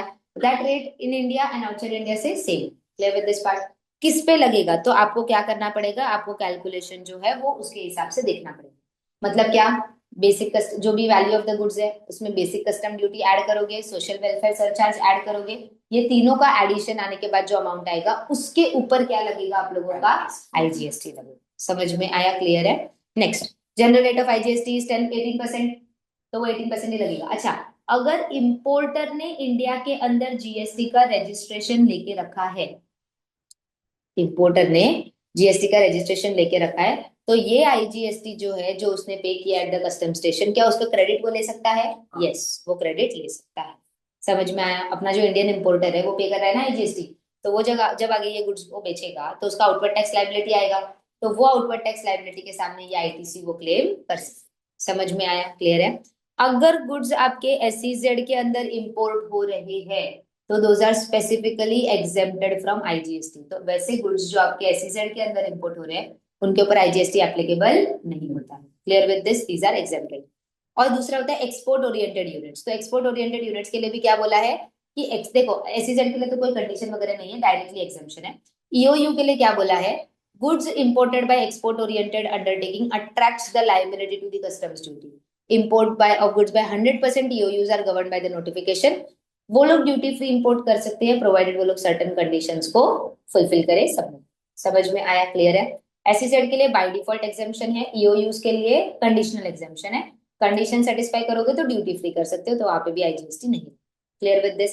जैसा आपका आईजीएसटी लग रहा है सेम बेसिस पे अपना सेस है। अच्छा मैडम, इंडियन गुड्स पे सेस नहीं लग रहा है तो सिमिलरली वही गुड्स इंपोर्ट किया तो सेस लगेगा क्या? नहीं, इंडियन गुड्स पे अगर सेस लग रहा है तो ही वही इंपोर्टेड गुड्स पे क्या लगेगा? सेस लगेगा। सेस जो लगता है that is on only for what? आप लोगों का जो स्टेट्स है, जब भी जीएसटी हम लोगों ने इंप्लीमेंट किया था 2017 में, तो जो स्टेट्स को लॉस ऑफ रेवेन्यू हो रहा है उसके कंपेंसेशन के लिए सेस निकाला गया था, बराबर है? कि हम लोग सेस इकट्ठा करेंगे और जो स्टेट को लॉस हो रहा है by implementation of GST, central government will distribute that particular पैसा टू दो स्टेट्स। ठीक है। Initially that was decided for a period of 5 years, 5 साल तक करेंगे। तो 2022 में ये तो सॉरी 2017 से लेके चालू हुआ था, 2022 में ये खत्म हो जाना चाहिए, बट उन्होंने उसको एक्सटेंड करके मार्च 2026 तक उसको वैलिड रखा। मार्च 2026 अभी जब होगा ये मंथ के एंड में, दे विल डिसाइड कि उसको अबॉलिश करना है, मतलब सेस को बंद करना है कि कंटिन्यू। अगर कंटिन्यू रखते हैं तो नया नोटिफिकेशन आगे आगे एक्सटेंड हो जाएगा डेट, अगर कंटिन्यू नहीं करते हैं तो फिर अबॉलिश हो जाएगा, बंद हो जाएगा। समझ में आया? क्लियर है? अब यहाँ पे सिर्फ लग्जरी और सिन गुड्स वगैरह पे लगता है, तो वैसे ही imported luxury and imported sin goods के ऊपर ही आप लोगों का ये वाला पार्ट जो है वो एप्लीकेबल होगा।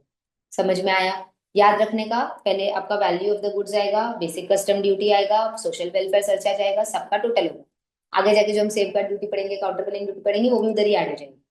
कस्टम्स का पूरा क्लियरिंग के बाद जितना भी ड्यूटीज वगैरह लगता है सब ऐड करने के बाद जो अमाउंट आता है उसके ऊपर क्या लगता है, आईजीएसटी और सेस। समझ में आया, फाइनल अमाउंट पे लगेगा। क्लियर विद दिस एवरीवन, समझा? यहाँ से जो पार्ट है वो हम लोग नेक्स्ट लेक्चर में करेंगे, ठीक है? नेक्स्ट लेक्चर में शीट्स आपके रेडी है, अभी ले लो, या तो मैं नेक्स्ट लेक्चर में प्रिंट करवा के रख देती हूँ तभी ले लो, ठीक है? बाय।